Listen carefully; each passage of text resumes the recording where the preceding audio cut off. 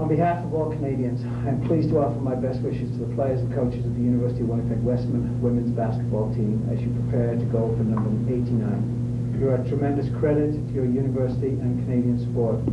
When you walk on the court tonight, you will not only be challenging a record, you will have a chance to rewrite North American basketball history. Whatever the result, you have reached a singular pinnacle of excellence, and you have done so through hard work, determination, and a tremendous belief in yourselves. Win or lose, you possess the indomitable spirit of true champions. Best of luck, Right Honorable John Chrétien.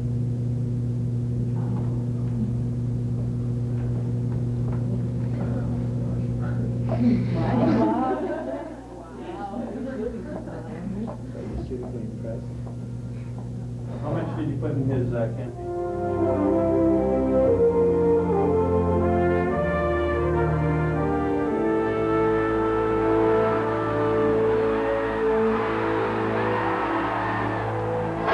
Began October 24th, 1992, continues and carries Winnipeg to a second consecutive championship.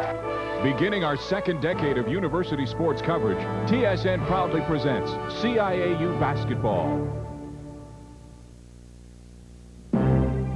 The streak. It's a phrase which has been used liberally throughout basketball history.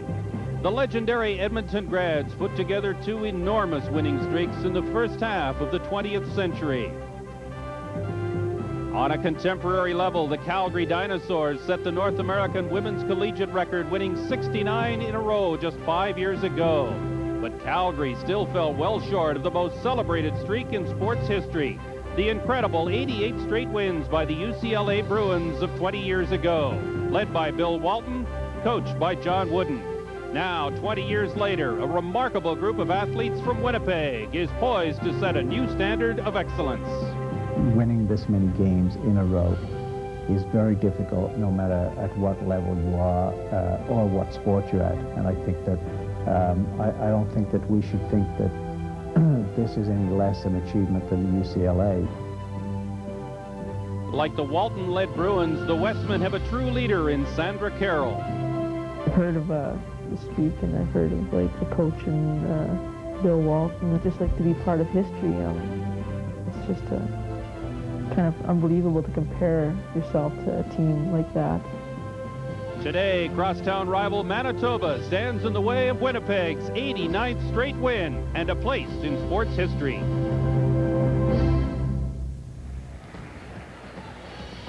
Earlier tonight, this was the scene as they opened the doors at the Duckworth Center on the campus of the University of Winnipeg. These excited fans streaming in to catch a basketball game and to get the best seats early. This is the way it looks right now. Minutes before game time, we are presenting CIU basketball here on TSN. It's a very special night.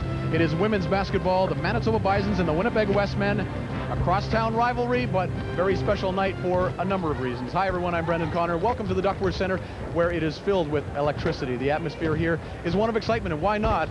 There's a little bit of history is going to be made tonight. Most people feel if the University of Winnipeg Wesmen can win another game against their crosstown rivals, the University of Manitoba Bisons, they will go into the record books, of course, with 89 straight wins. This is a basketball team that has not lost a game in over 2 years. The streak began in October of 1992, and they went all the way that year. They went to be the national champions. 1993, this was at the University of Victoria. They defeated UVic to win the 1993 championship. They were national champions, and they started a streak. It was 35 games and counting. Flash ahead to 1 year later, again in the national championship tournament. This time it's at the University of Calgary, and once again, led by Sandra Carroll, the Winnipeg Wesmen defeat University of Toronto, and they're national champions once again. Another undefeated season, and the streak is at 73 and counting. Now it's 1994, the fall of 1994. A new season has begun, and the Winnipeg Wesmen are 15-0 to start the season. They beat the University of Manitoba Bisons last week to tie the record of 88. Tonight they go for win number 89. To call the game for you, Peter Watts and Brian Haney, and let's get their thoughts now. Gentlemen? Thank you, Brendan, very much. Always nice to be a part of history. Coach Heaney, you coached a lot of games in this league over the years. How unbelievable are the numbers that the University of Winnipeg have put up here in the last 2 years? The streak's just incredible, Peter. A team to make this kind of run and win night after night over a period of several seasons deserves all the recognition that they can achieve if they win this ball game tonight. They have two great characteristics that all teams have to have if they're going to put a streak on. One is they got great chemistry, their skills complement each other, and they have role players. And secondly, they're a very competitive bunch, and any time they've been challenged, they've been able to respond to that challenge. They come at you full force when their back is against the wall. Let's try and put some of the numbers that Winnipeg has put up here in some context for you. The longest winning streak in the history of professional sport belongs to the 1971 Los Angeles Lakers, a streak of 33 games. Other streaks of note involve the University of North Carolina women's soccer team, which saw its 92 consecutive game winning streak end earlier this fall. UCLA and Winnipeg tied for second place on the all-time list, and the University of Calgary women's Dinosaurs won 69 consecutive games before losing the championship finale in the 1990 tournament final in Toronto, a game that I did. I haven't told Tom Kendall about that because I didn't want to jinx them. Let's talk about some other streaks as well, and it involves how dominant the Winnipeg Wesmen have been in the last couple of years during this streak. Here are the schools that they have beaten, led by Manitoba, 18 consecutive wins. University of Calgary, one of 9 Canadian schools that the Wesmen have not played during this streak, and 3 Division I schools from the United States, all of which have been beaten by Winnipeg in the last 2 years. Largest margin of victory, 74 points. Smallest margin was last January when the Wesmen beat Brandon by 2. And all in all, 100 times they have scored, or 100 points 19 times is what I'm trying to say. And equally as impressive, Peter, is the fact that in only 11 of those games has this team won a game by less than 10 points, which means on 77 occasions they've steamrolled over the opposition. This is a very deep team, but it has some very good people. You've heard a lot about Sandra Carroll, number 4, the great guard for the University of Winnipeg. She's key, as always, to any hopes that Tom Kendall's team has of winning tonight. Sandra Carroll is an explosive player. She's one of the most exciting players in the CIAU and one of the greatest players in CIAU history. She's averaging 27 points a game, and she can put the three-point shot up with anybody in university basketball today. She's a 3-time academic All-Canadian. So is Andrea Hutchins, her teammate, who wears number 9. A 2-time academic All-Canadian, created the classroom, terrific on the court. Well, Andrea Hutchins is a reckless player on the offensive end of the court. She'll score from anywhere on the court, but many people say she'll shoot from anywhere on the court. A delightful player to watch, very entertaining, and a super offensive threat. Great atmosphere in this building. This is really a lot of fun. It's been sold out since Tuesday, and we're going to stick around and watch some great basketball here tonight. We're so glad you could join us. Now, let's take a look at the starting lineups for these two teams.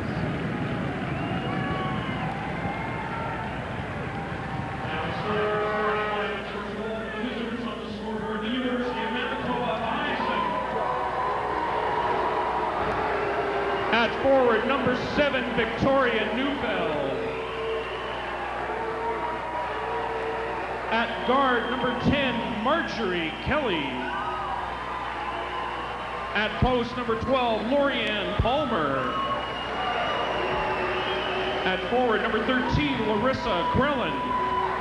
And the guard, number 15, Terry Lee Johannesson. The athletic therapists are Diane Potapinsky and Connie Eman. The assistant coaches are Joel Theman and Charles Walton and Joe Ogums. And the head coach is Colleen Dufresne. And now, ladies and gentlemen, it's time for the starting lineup for your 2-time defending CIAU national champions, the University of Winnipeg Wesmen. At guard in her 5th year out of John Taylor, standing 5'7", 2-time Nan Pop Award winner, number 4, Sandra Carroll. Also at guard in her 5th year out of Vincent Massey Brandon, standing 5'9", number 7, Pam Flick. A guard in her 5th year, 5'11", second-team All-Canadian, number 9, Andrea Hutchins. At post in her 3rd year, standing 5'8", 5'11" out of Glen Lawn Collegiate, number 12, Andrea Bales. And in the post, in her third year, standing 6 feet even, out of Kelvin, number 14, Sandy Corby. The trainer is Carrie Knight. The manager is Jennifer Howe. The assistant coaches are Gail Kendall, Keith Pruden, Carla Lenz, and Craig Kennedy. And the head coach in his 16th year, Tom Kendall. All right, the atmosphere is electric. The scene is set. You have the starting lineups. We'll be right back with the game on Your referees TSN. for this evening's match are Bruce Stricker and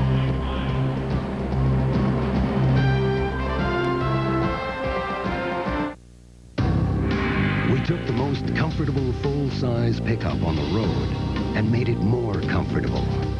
We took the most thoughtful interior on the market and made it more thoughtful. We took the biggest cab in the industry and made it bigger. The new Dodge Ram Club Cab. First we changed the rules, then we stretched them. From Dodge, Canada's truck stop. Shave in or out of the shower, the Remington Wet Dry.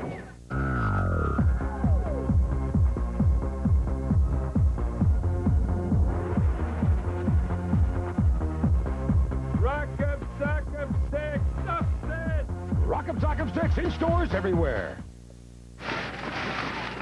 A sold-out Duckworth Center at the University of Winnipeg. Ready to watch a little sports history in the making tonight as the University of Winnipeg, in the light uniforms with the red trim, will play crosstown rival Manitoba. Bruce Fricker and Mike Mile in charge of a game that is now underway, with Manitoba controlling the basketball and getting the first shot, but not the first rebound. That'll be a key statistic to watch tonight. Here's the pass to Andrea Hutchins. And are on the board. And Peter, she just ran out the entire court. She started behind, and she beat everybody down court. And that's exactly what Winnipeg wants to do, is run the ball all night long. Turnovers really hurt the University of Manitoba in the game last week. They had over 20 of them, and that's a serious problem for a team that is very young, relatively inexperienced, certainly in comparison with the University of Winnipeg, and can't afford to make any sloppy errors to have a chance to keep this game competitive in the early going. Here's a chance and off the rim, and the first foul called. Marjorie Kelly took the shot for the University of Manitoba. Marjorie Kelly has an excellent penetration game. She shoots a jump shot well off the dribble, but she is a freshman at Manitoba this year. So one of the things that Colleen Dufresne, the coach at Manitoba, is going to have to contend with tonight is relative inexperience on the inside. Here's one of a number of first-year players at the University of Manitoba, Marjorie Kelly. Missed both the free throws, and here now is Pam Flick, 5'9" senior guard out of Vincent Massey High School in Brandon. And she's the person who gets everything started for the University of Winnipeg. Manitoba's playing straight man-to-man defense.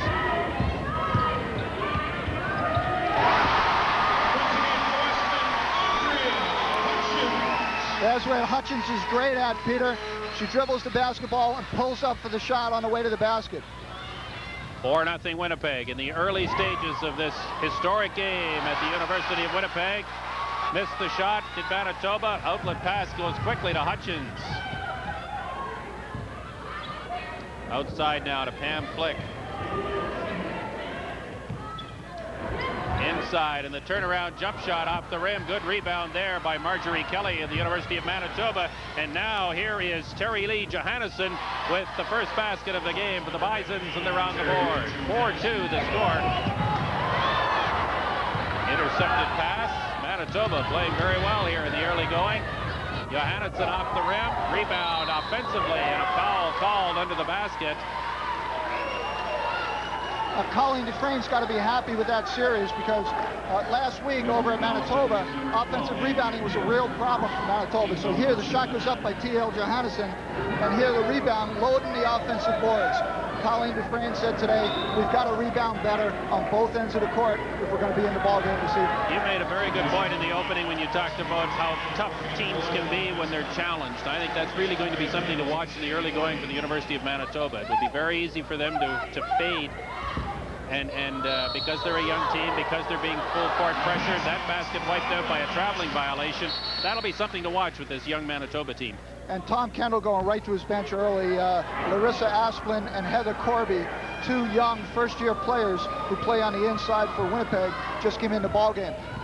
Kendall said to me before the game, Coach Kendall, that he's not afraid to use the entire team. He thinks he's improved his depth this year over last year, and there's evidence of that with the early substitutions in the front court. And Flick off the rim with that shot, and quickly here comes T.L. Johannesson back up the floor. Nice pass inside. They missed the shot though, and the University of Winnipeg gets the rebound. A foul called. 3 Manitoba checkers right on the ball. So Winnipeg getting a little dose of its own medicine here with full court pressure by the Bisons. And Manitoba's come out very, very aggressive. That was a terrific pass. It deserved an assist if the basket had gone in. But watch the Manitoba players surround the rebounder. 1, 2, 3, pressuring the basketball as soon as it changes possession.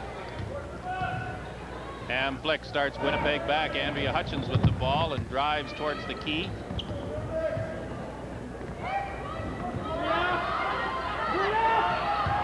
Sandy Carroll tries, and that pass rejected by Marjorie Bailey. And here's a fast break by T.L. Johannesson, and a basket for Manitoba. Not only was it a great block by Marjorie Kelly, but turned it into 2 points, a 4-point swing on that play. Excellent defense by the freshman Marjorie Kelly. Rejected once again, that time. Great pass inside, the ball knocked out. It'll be Winnipeg ball. And we're almost 3 minutes into the first half, and the score dead even at 4. And again, an encouraging start for Manitoba, Brian, which has to be concerned, I think, about how it's going to handle the pressure of this University of Winnipeg team. Well, you know, the University of Manitoba, Peter, is the third-ranked collegiate women's team in the nation this year. They have a great program themselves. They're very, very competitive. And coming off a loss last week, a team like that will respond over the course of the week, and they'll come in here ready to do a job. I expect that the game is going to be close throughout most of it. Hutchins drives towards the middle of the key, but cannot penetrate. A very tight defense. Now they try the pass inside, and the ball falls for Winnipeg's Lara Asplin, a 6-foot first-year player from John Taylor High School in Winnipeg. Well, that was a great pass. Look at her break the defense down here. Andrea Hutchins drew number 12 and then dished off to the wide-open player, Asplin, under the basket. The play was made by Hutchins. She gives the little fist, the clench of the fist. You're like, yes, that's what I wanted to do. 7-4, Winnipeg leads as Asplin completes a 3-point play for the University of Winnipeg. T.L. Johannesson, Terry Lee Johannesson, Dakota Collegiate, 15 for Manitoba. And off the rim, and a good rebound there. Here's Johannesson, off the rim once again. This time, a jump ball situation. Manitoba very aggressive on the offensive boards, and Colleen Dufresne will like that. Alternating possession, Wesmen get the basketball. Here's Pam Flick for Winnipeg. Defensively, T.L. Johannesson will challenge Pam Flick in the backcourt. She's one of the best defensive players that the Bisons have. Knocked away, a steal, and here comes Johannesson. 2-on-1 break for the University of Winnipeg. Good rebounding once again, but this time the ball falls out of bounds. It's awarded to the Manitoba Bisons. And I think T.L. got caught off the ground, Peter. She really wanted to pass that basketball. She saw the open player coming down on the right lane, but left her feet and then was hung up and couldn't complete the pass. Johannesson, it works against Carroll, and the ball is taken finally by the University of Winnipeg. Great play by Andrea Hutchins to save it. And she'll try the outside shot, bounce it off the rim, and there's Marjorie Kelly with another rebound. And now a steal by Winnipeg, and now another steal by Manitoba. Marjorie get the basketball into the point guard's hands.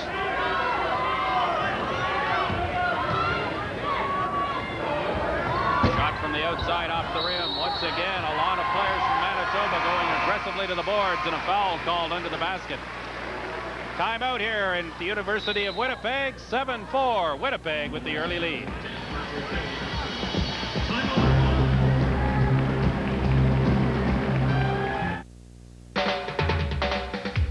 super crisp, super spirals. McCain, what have you done to my fries? We've spiced them up. All right.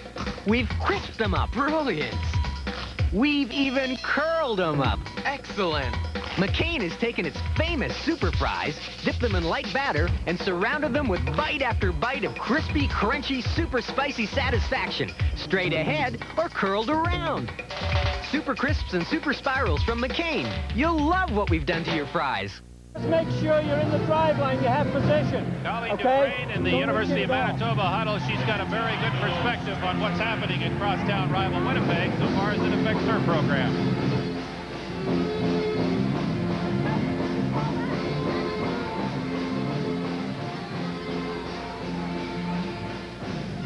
Winning the bronze last year was something to be very proud of, and we were and are proud of that fact. And that's the toughest part. I feel sorry for the kids because they don't get the accolades and the recognition that they truly deserve.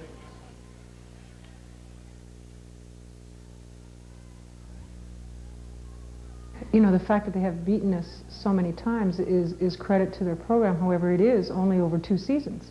If you have a strong team, you should beat them every time in that year. So, you know, the sound of 17 or 18 games or whatever it is sounds like it may be something that's lasted 5-6 years. Well, it hasn't. It's been 2 seasons. So, you know, it's not as bad as people think, and we'd certainly like to stop it now. There's no question about that.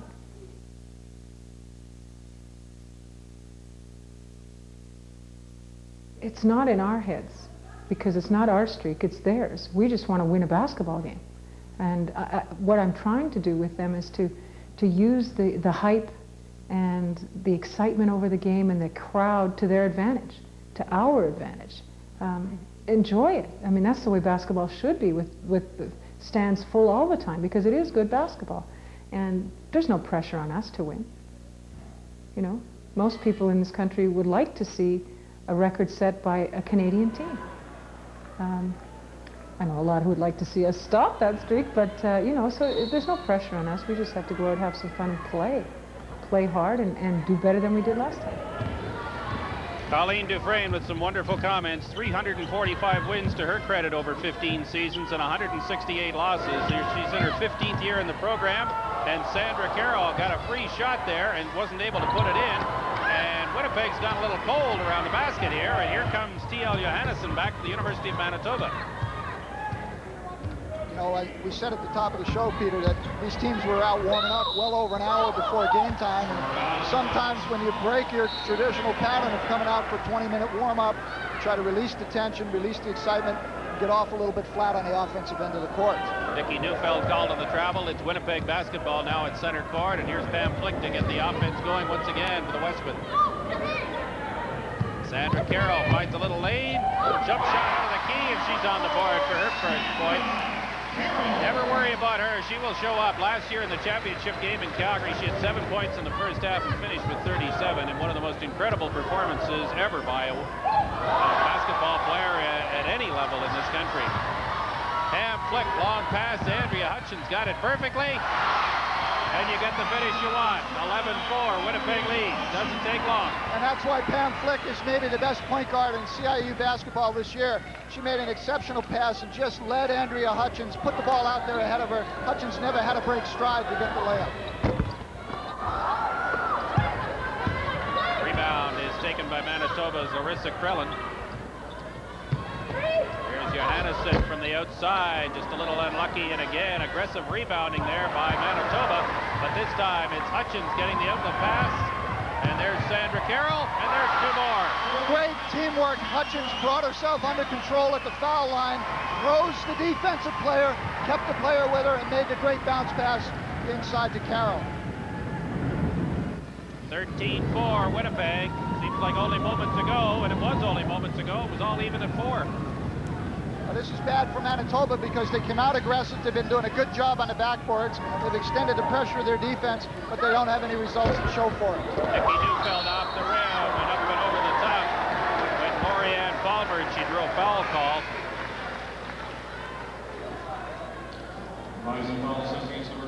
Look here, you see the rebounder up, inside rebound by Asplin, and over the back.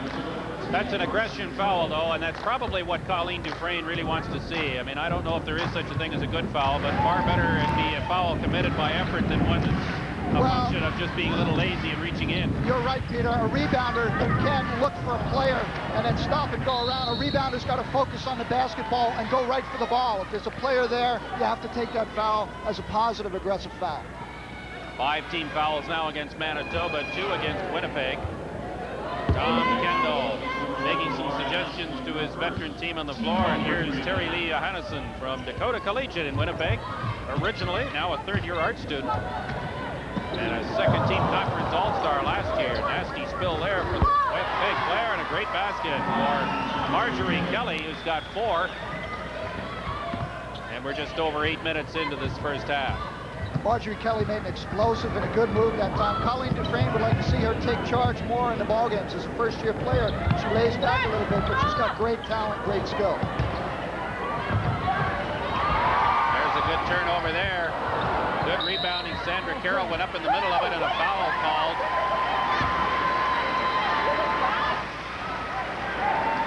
Manitoba hanging tough, trailing 13-6 to the University of Winnipeg now with just over 12 and a half minutes to play in the first half. Now look here, you see Sandra Carroll on the inside right here. The shot goes up, and you've got your point guard in on the boards, mixing it up with the big players. That's great offensive balance for Winnipeg. 2 from the outside for Pam Flick, who has her first basket of the evening.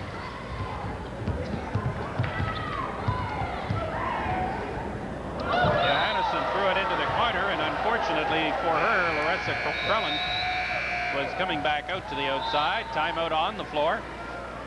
And it's called by the University of Manitoba's Colleen Dufresne.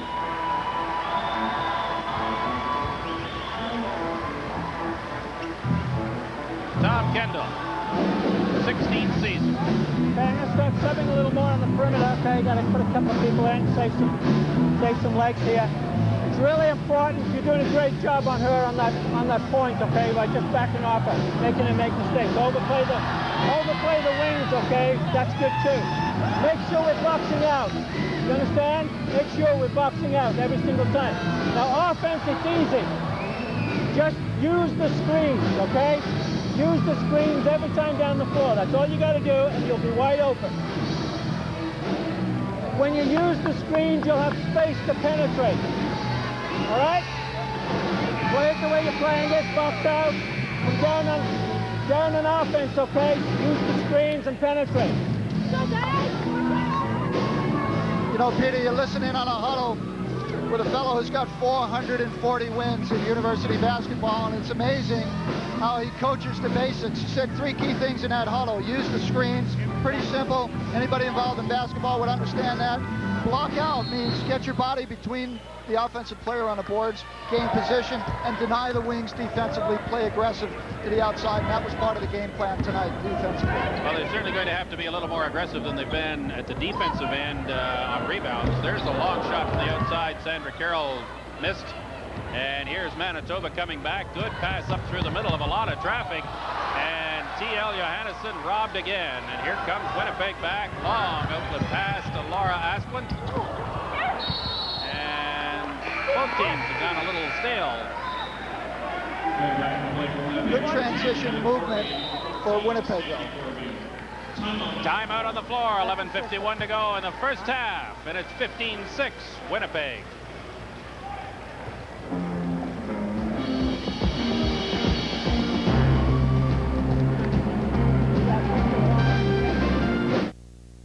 The Trevor Linden Bauer hockey stick is the best chunky soup stick offer yet.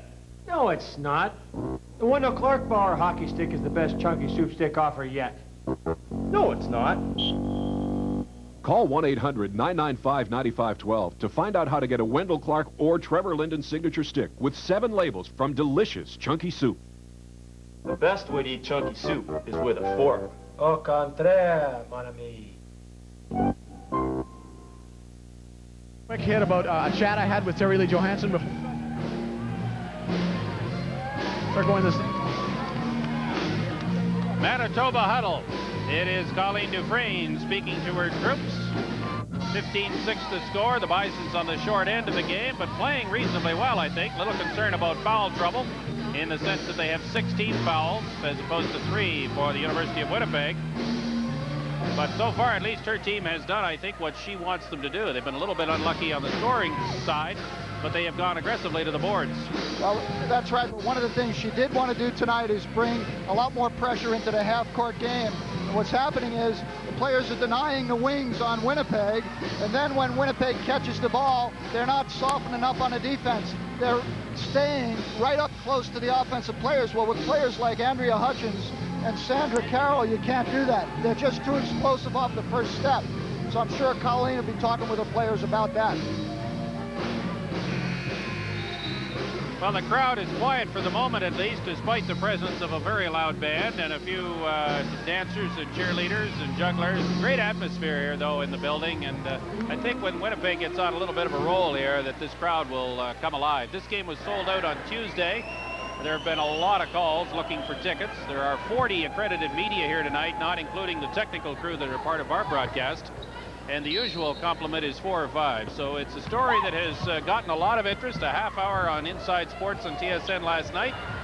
And it's been a great story to tell, and we're glad you could join us here to see how it unfolds.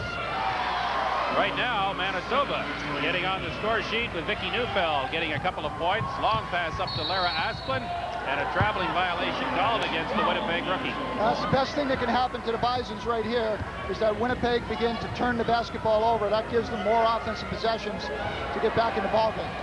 Stacey Ewell, the point guard now for the University of Manitoba, as Colleen Dufresne has put her back on the floor. She's one of 4 players with Manitoba that has been a part of this whole story. And unfortunately for Manitoba, it hasn't been a great story to tell, at least in terms of games against Winnipeg. 18 consecutive losses dating back to the 25th of January, 1992. And you know, it makes it tougher when you're a cross-town rival. I think Colleen Dufresne had some first-class things to say about how her team is handling the streak, but the fact is, the players do have to live in the city of Winnipeg, and it would be a lot better if they were in the same conference, but maybe could get away from it all and all the hype and publicity occasionally, so they'll be glad when this streak finally does end. A lot of them have played together before on different teams as well, juvenile championship teams, Manitoba junior girls teams, some Canada Games experience, things like that. So it's not like they're total strangers to each other, certainly not in terms of the number of games that they have played. And, it's a great streak, but right now Manitoba is hanging in there and doing a pretty good job trying to make sure that if Winnipeg wins this game, it earns it. Here's the quick pass down floor, and it's like Saran across both baskets right now. Neither team is scoring very much. And that's something that can happen. You got to make the transition off the offensive violation and back to the defense very quickly. You can't allow Winnipeg to run the lanes unmolested. I think one of the reasons the bigger people are on the floor for Tom Kendall is to improve on the rebounding, and certainly it's done that, as that one was hauled down by Heather Corby. And it will be Winnipeg basketball here as Tom Kendall contemplates the scene. And Flick off the screen with the outside shot, and good rebounding once again, this time by the University of Manitoba. Here comes Terry Lee Johannesson. And a follow-up rebound by Vicky Neufeld. It's 15-10 for the University of Winnipeg. Victoria Neufeld is one of the top rebounders of the CIAU. She just does a great job on the backboards. And Flick directs traffic, moves the basketball to the outside to Andrea Hutchins. Neufeld blocked that shot. Hutchins will try it inside, puts the ball on the floor, and has it stripped away, and we'll have a jump ball. And it will be Manitoba basketball on the alternating possession rule.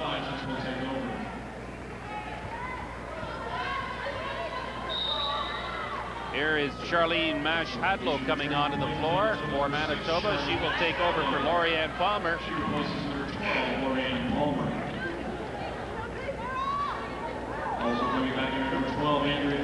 Charlene brings a lot of intensity, maturity to the lineup. She's got a lot of experience. Coached high school basketball here in Winnipeg, so she sees the game both from the player's perspective and also the coach's perspective. Her 2-year-old son is home tonight, probably watching the game, or he will be too in another couple of weeks. She wanted to make sure that she had a chance to say hello to Carter. It'll be Winnipeg basketball as Stacey Ewell on the defensive play knocked it out of bounds. 9:02 to play, first half. Low scoring first half, quite a number of shots, but neither team really hot coming to the hoop. And that time Pam Flick is fouled on some aggressive defensive play by Charlene Hadlow. Pam Flick changes speed so well to the basket. If she sees daylight, she's got that fifth gear to kick into, and that's what she did. She turned the corner at the top of the key, saw the low post vacated, and accelerated to the basket. An excellent offensive move by the point guard. We've got a timeout on the floor with 8:55 to go in the first half, called by the University of Winnipeg. And let's see if we can join one of the huddles here and get some strategy and find out how these teams are proposing to really get their offenses going, because defensively they're both playing reasonably well, but offensively it's been a bit of a struggle. Well, it has been, Peter, and one of the things that you got to do in a game like this is you've got to stay sharp, and you can't over-relax. I think what had to be on Winnipeg's mind all day is how do we relax, how do we go into this game and not overreact to the situation. Brendan Cotter is somewhere in the audience with a guest. Brendan. Thank you, Peter. Peter, I'm here with Dan Flick on the Winnipeg side. Dan is a proud parent, of course, watching his daughter Pam Flick lead the University of Winnipeg as she has for a couple of years. How was Pam around the house this week, Dan? Was she a little bit on edge, a little bit of pressure? Not really. She's fairly calm at home as she is on the court. Doesn't show much emotion. Doesn't really let anybody know what she feels like. No, she's a former volleyball player. Was in the States on a volleyball scholarship, you told me. Her first year out of high school, she went down there and played volleyball all year. But her game was actually basketball, and she come back and played with the junior team in Manitoba here, and they won the Nationals. And this is her love now. This is a proud parent. This is Dan Flick. Back to you, Peter. Thank you, Brendan. Pam Flick, one of 3 All-Canadian academics on the University of Winnipeg Wesmen. Andrea Hutchins actually just missed last season, but she's been there before. Pam and Sandra Carroll have also excelled in the classroom. And this is a nice tribute to this team, is that not only is it good on the floor, but it's also good in the classroom. They don't have any academic problems with these ladies, and that's nice to see. It is student-athlete in this country, and the University of Winnipeg Lady Wesmen exemplify that. Stacey Ewell to start things for Manitoba. Terry Lee Johannesson looks to make a pass.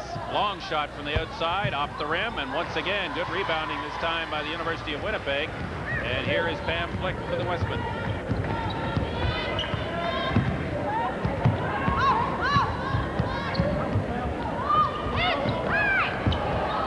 Hutchins did a nice job driving in, then taking a step back. Then she went to the outside. She made a heck of a basket. Andrea Hutchins wanted to cut across the baseline and came back out, changed direction. She really read that pass very well and then made a great move. The ball out of bounds off Andrea Hutchins. It's Manitoba basketball. 8:06 to go in the first half. Here's Marjorie Kelly coming in once again now. She'll take Larissa Krellin out, and Larissa will sit down, have a little rest. Johannesson works against Carroll, gets the shot, gets the rebound, gets another shot, and puts it in. T.L. Johannesson's a tough competitor. She really plays with a lot of intensity. She's got a great penetrating game, went to the boards, and then sticks in and gets the second shot.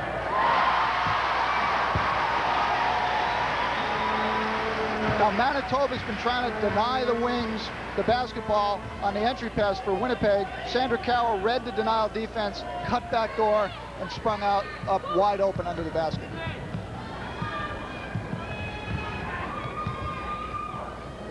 Working the ball to the outside. Here is Charlene Hadlow, and she was slapped on defense as she went to take the shot. 2-shot foul. Good fake there by Charlene Hadlow. She faked the defense toward the screen and busted down to the baseline wide open. Timeout on the floor, 7:23 to go, first half. 21-12, Wesmen over Manitoba. Back after this.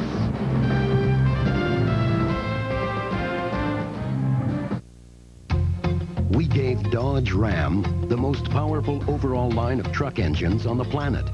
A driver's side airbag, the option of 4-wheel anti-lock brakes, a cab design that sets a new standard for comfort and room. Then, after we made the Dodge Ram that good, we made it this bad. Introducing new Ram Sport from Dodge, Canada's truck stop. Back at the Duckworth Center in Winnipeg, Peter Watts, Brian Heaney, and Brendan Connor with us. And Brendan somewhere in the crowd with yet another guest. Brendan? Thank you, Peter. I'm here with the Manitoba Justice Minister, Rosemary Vaudry, whose portfolio also includes the status of women concerns. So very appropriate that she's out here at a women's basketball game. Enjoying yourself? Just absolutely wonderful. What a great game. It's terrific for women's basketball. It's just terrific for sport. It's great to be here. Probably a nice respite, too, from the rigors of the ledge now and then. Well, it's really a nice opportunity to enjoy myself. Look at all the fans here. They're enjoying themselves, too. Great opportunity, and just wonderful to cheer this wonderful team on. What about allegiances, Rosemary? You are the Minister of Justice for the province of Manitoba. U of M, U of W, which do you cheer for? Well, I have to say tonight, I'm really hoping that the Wesmen make it. This is just a landmark game, so good luck to them. Okay, thanks very much. Rosemary Vaudry, the Manitoba Justice Minister, and we'll send it back to Peter. 7:23 to go in the first half. 21-12, the Wesmen lead, trying to win game number 89 in a row. A streak that started on the 24th of October, 1992, with an exhibition victory over the University of Alberta in Edmonton. And who would have thought, 2 years later, we'd be here in Winnipeg watching a little piece of sports history. Charlene Hadlow at the line, Stacey Ewell at the line, missed the first shot, missed the second, rebound to Winnipeg. And the Wesmen starting to dominate the defensive boards in this game, and Pam Flick starting to score, ring it early from the outside. And somebody missed a defensive check on that one, Peter, and that's a sign of a young team. And Colleen Dufresne is substituted freely. She's got some first-year players in there, and sometimes that'll happen, a lack of communication, and you give up an easy basket. Marjorie Kelly works the ball to the outside, knocked into touch. It'll be Manitoba ball. 6:57 to go in the first half. You know, we talked at the top of the show about Andrea Hutchins and her great offensive contributions to this team. She is doing an exceptional job defensively, pressuring the wing player for Manitoba. She's denied the pass several times, caused a couple of turnovers. She's really working hard. Marjorie tried the shot. The time clock just about to run out there. And a foul called. It's a two-shot foul. And it's Andrea Hutchins called on the foul, her first. Here's Lorianne Palmer back onto the floor for the University of Manitoba. And Charlene Hadlow will sit down for a breather. Larissa Krellin getting ready to come back in for the Bisons as well. And Marjorie Kelly missed on the first try. Manitoba hasn't had good luck at the foul line tonight. That's the third foul shot in a row they've missed. And if you're going to penetrate, as Manitoba has done, and you're going to draw the foul, you got to convert it to foul line. So the margin is 10 points with 6:42 to play here in the first half. 23-13. University of Winnipeg with the lead. Pam Flick with the basketball. Good check there by Terry Lee Johannesson to knock that ball away from Sandra Carroll. TL will rise to that challenge. She's a fourth-year player herself. She's got that senior leadership. She'll go head-to-head with Sandra Carroll and enjoy the competition. You're looking at Lynette Lafreniere, a 6'4" first-year player from Collège Louis Riel in Winnipeg, first-year sciences student. Tom Kendall recruited 3 first-year players this year. And one of them is Heather Corby. And she just got her first basket of the game. Heather Corby, 6'1", Lara Asplin, 6 foot, and Lynette Lafreniere, 6'4". Pretty good recruiting by the coach. And a very aggressive move by Heather Corby. Drop step to the baseline and took the ball right toward the hoop. You like to see that in the first-year play. Sandra Carroll found a lane, drew a foul as she went to the basket.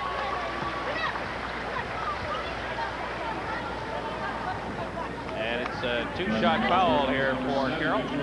Great crossover dribble by Sandra Carroll right down into the gut of the defense and drew the foul. Manitoba penetrates to the paint as well as any team in the country, Peter, and it causes defenses a lot of problems because with the excellence of both Carroll and Hutchins on the perimeter, when they do get to the paint, they draw the back defender, the defender defending the post to them, and it usually leads for a wide open shot. Sandra Carroll has 8 on the night, averages almost 27 a game. here is Terry Lee Johannesson to Marjorie Kelly for the University of Manitoba. Drives into traffic, outlet pass, nicely done, but they can't get the ball to fall, and Andrea Hutchins beat 2 Manitoba players to the rebound. And you're right, at both ends of the floor, she's been very steady. Inside, nice pass, and the ball knocked into touch by Lorianne Palmer. Good defense there against another first-year player, Heather Corby. Heather Corby, again, has good instincts to the basket. Catches the basketball with her back to the basket and then turns and goes right for the hoop. Heather Corby this time gets the ball to fall. Great move. Square to the basket, faked the shot, stood the defense up, and then crossed over right to the baseline. Winnipeg by 16 now with 5:20 to go in the first half.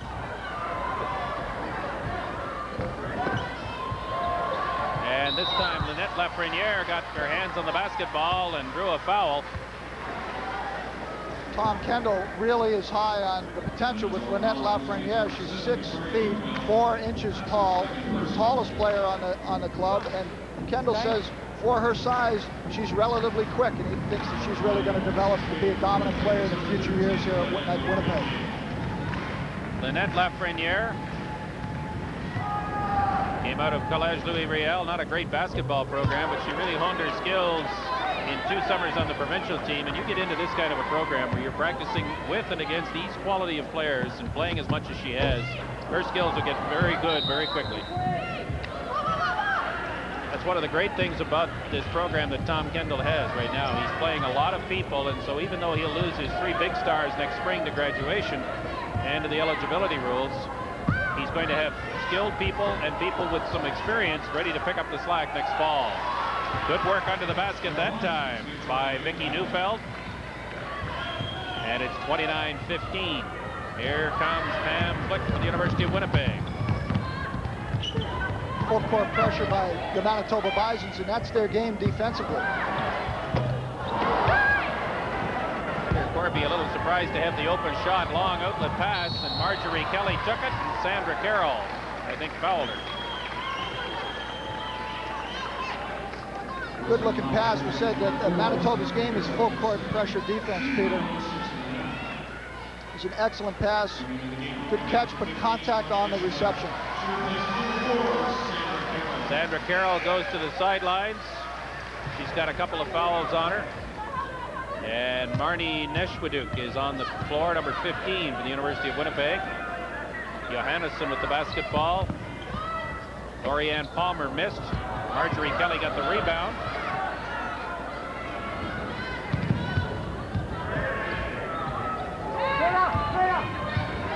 Manitoba working the ball around the perimeter, and now the ball goes out of bounds, and it'll be Winnipeg basketball.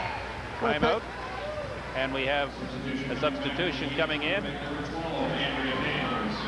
Andrea Pales, number 12, back on the floor for Winnipeg.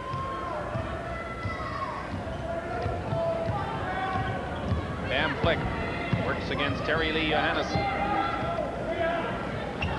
Heather Corby inside, can't get the ball to fall. Good job rebounding. And then the ball was thrown away, and this time it's controlled by Manitoba.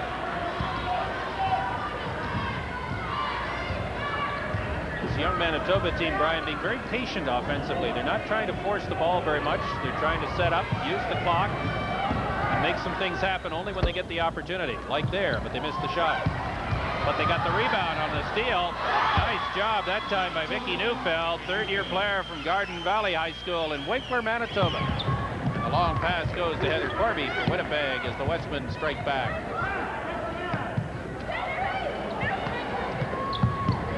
One of the things that Winnipeg's doing very well is they're posting the basketball up, and they're doing it with fresh players. So that's wearing Manitoba down defensively on the inside because Tom Kendall's been able to substitute. And when he's done that with the post players, he's increased his size while he's given his starters some rest.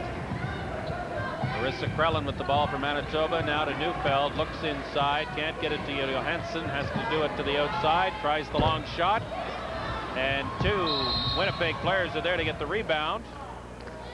And Vicki Neufeld went for the loose ball and took a forearm in the mouth, I think. Colleen Dufresne a little disgusted with what she saw. 2:48 to go. First half, 31-17. Winnipeg leads Manitoba.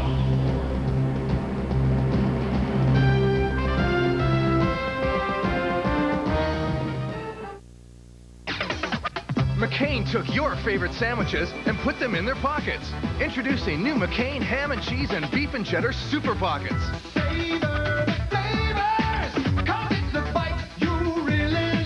All in a crust that's baked, not fried, so there's no leaks, no mess. New McCain Super Pockets. We filled up our pockets with the flavors you savor. McCain! Great crowd on hand, almost 3,000 here in the building. Somewhere in the building is Brendan Connor with another guest. Thank you, Peter. It's a bit noisy here in the stands and a bit crowded. We're cramped in. I'm with Michelle Chambers, who's a former star at the University of Winnipeg, a couple of years removed. She was on that team that won in 1993 when the streak started.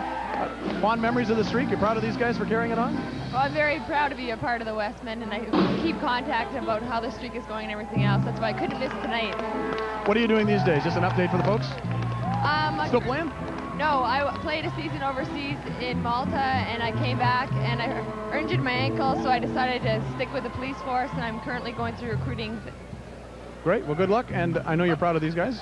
They seem a little tight at the top. A little bit tight, but I mean, they're just getting used to it now. Once things get going and they're really comfortable with their surroundings, they'll be fine. Nice crowd. Yeah, great crowd. Why didn't we have this? Michelle Chambers, former player with the University of Winnipeg, now in retirement and working in, or looking for a job in the police force. Peter, back to you. Tom Kendall looks on. What a great record he's written here. This native of Lancashire, England. Came to Canada in 1969, served for a couple of years as an assistant to Barry Mitchelson in the men's program at the University of Alberta. In the early 1970s, came to Winnipeg in 1976. Started coaching the basketball team in 1979 and hasn't looked back since. And in the meantime, here's Vicki Neufeld. And she made the foul shot. Made one of two at any rate. Colleen Dufresne looks on. Now take a look at the elbow here. We got the rebound and turned right around. The contact has been so aggressive inside. Swung the fist. Referee caught the move, called excessive roughness. That gave them 2 shots at the foul line and, of course, possession of the basketball. These are the kinds of things that are going to help Manitoba if they can convert offensively, if they can get the extra possessions because of violations by Winnipeg. Great job going to the basket that time by Terry Lee Johannesson. And very quickly back comes the University of Winnipeg. The ball inside, saved by Heather Corby. And on the turnover, a traveling call. Big break for Manitoba there because they fought hard defensively, got possession of the basketball, and then quickly turned it over. T.L. Johannesson is doing a great job at the point, trying to keep this young Manitoba team calmed down. Neufeld had 3 defenders on her, get the ball back outside, and Johannesson hit the first almost from 3-point range. 31-22. The margin is 9 points now in favor of the University of Winnipeg. Hutchins took the shot from the outside. I think we had a foul away from the ball as Lorianne Palmer was knocked down. Manitoba foul jersey number 13, Larissa Krellin, her second. Larissa Krellin called for her second personal foul for the University of Manitoba. And the free throw line, Andrea Hutchins.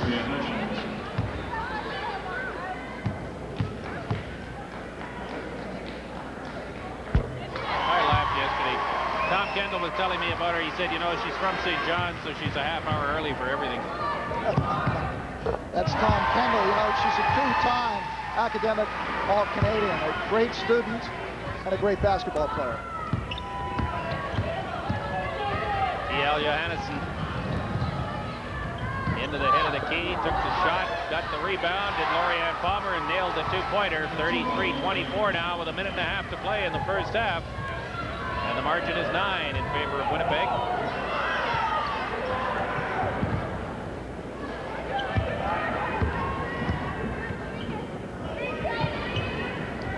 And Flick looks to make a pass. Looks to drive inside. Can't do that either. Finally gets it into Heather Corby. And up and over a lot of traffic. Heather Corby made a nice turnaround jump shot and has her team up by 11 with a minute to go in the first half. I'll tell you, she is an outstanding first-year player. She handles herself very, very well with her back to the basket down in the baseline area.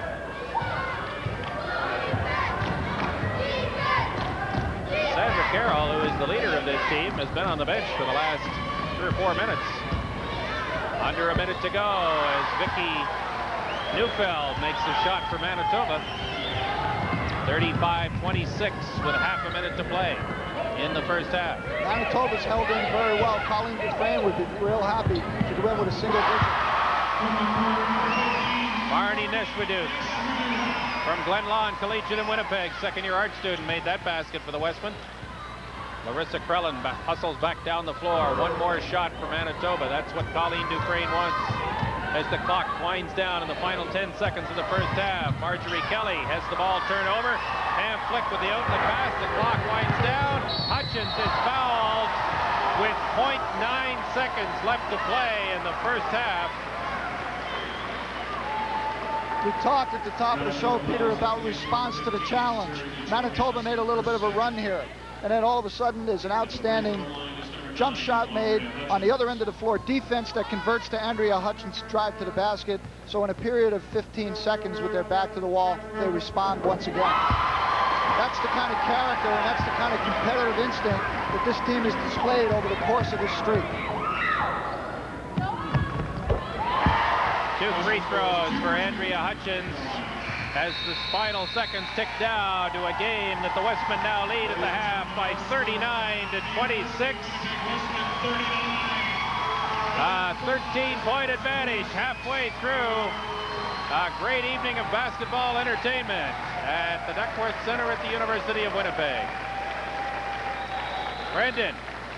Peter, I'm standing with Tom Kendall, the coach of the Winnipeg Wesmen. 13-point lead at halftime. Coach, how's the first half gone? Kind of as you hoped, or would you like a bigger lead, obviously? Pretty much as we expected, except they took away our perimeter game much better than they did last week, and that surprised us a little bit. But we got more out of our inside than we've been getting for a while, so you know, if something doesn't work for us, we go to something else, and it's pretty much as I expected. I wasn't happy with our defense in the last 6 or 7 minutes.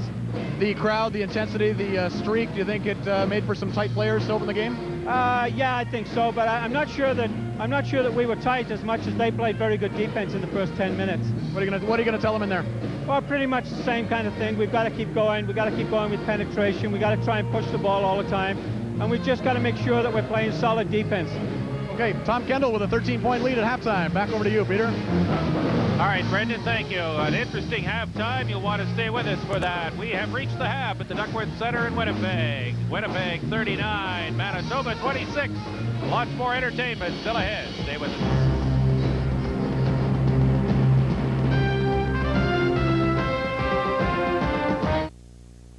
It still bugs me that I waited to try Old Spice High Endurance just because I thought all deodorants worked the same. Dumb. This proves it's the best. Better than the leading stick. It evaporates less quickly, lasts longer, protects better against odor. You can't ignore that. Or this guarantee. Try it. If you don't think it's the best, call 1-800-PROVE-IT, and they'll buy you a stick of yours. You gotta figure anyone that serious about deodorant deserves a serious shot. Come on, take the High Endurance Challenge from Old Spice. I did. It's the holidays, so it's time for the McDonald's Holiday Film Fest featuring the movie classic Field of Dreams. If you build it, you can be a part of this magical baseball field for just $6.99 while supplies last with the purchase of any large sandwich or extra value meal. The movie also includes a mail-in rebate for Jurassic Park, available at video outlets nationwide. So visit your local McDonald's restaurants today and enjoy this special time of goodwill toward men and cats. At McDonald's today.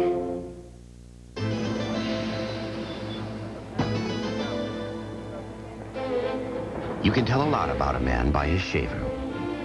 The man who uses a bra and flex control appreciates good looks, has the flexibility to adjust to any situation, and he's not afraid to get close. But the most revealing thing about a man who uses a bra is how easy it is to spot him. I believe this is yours. Braun, the world's most recognized shave. I can't go to work. I feel so sick.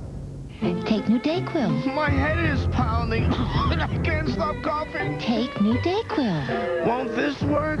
Now there's a non-drowsy cold remedy that's a decongestant, cough syrup, and pain reliever all in one. Introducing new Vicks Dayquil Liquid Caps. The non-drowsy, stuffy head, congested chest, sore throat, coughing, fever, so you can face your day medicine. Hey, it does work.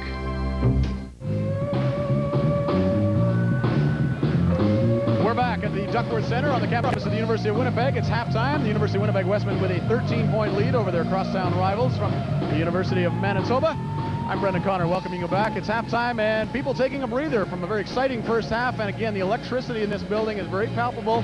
They're here. They know they can witness just a little bit of history as the University of Winnipeg Wesmen go for win number 89. If they get that win, of course, it'll be a North American collegiate basketball record, and they will shatter a record that has stood for over 20 years, a record that was held by one of the great basketball teams of all time.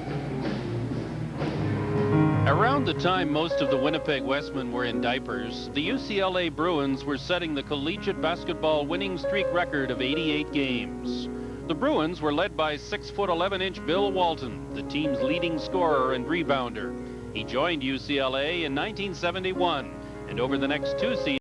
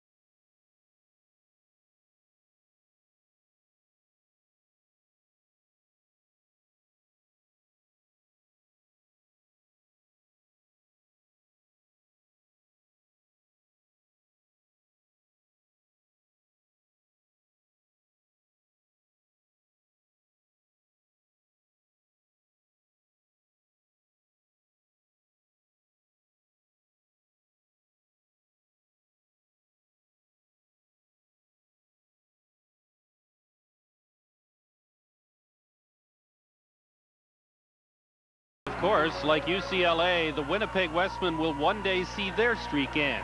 So before they do, Jamal Wilkes says they should appreciate it. I would just tell them to enjoy it.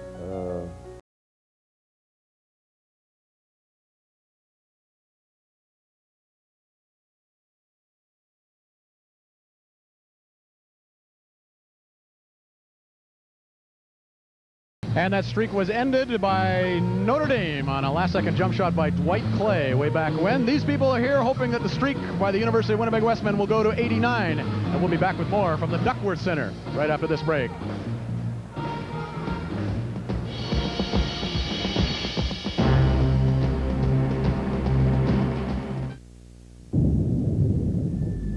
On average, over 500 homes in Canada are broken into every day.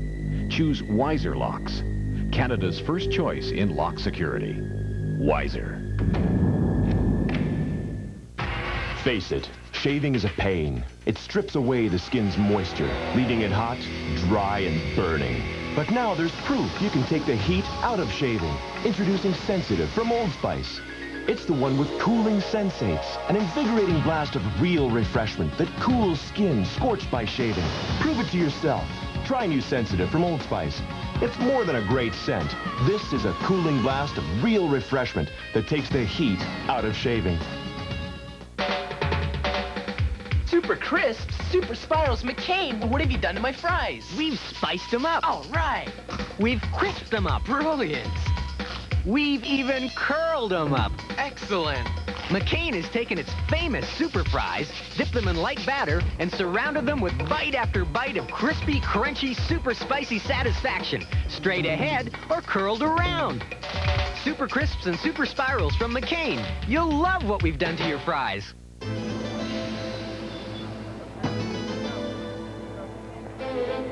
You can tell a lot about a man by his shaver.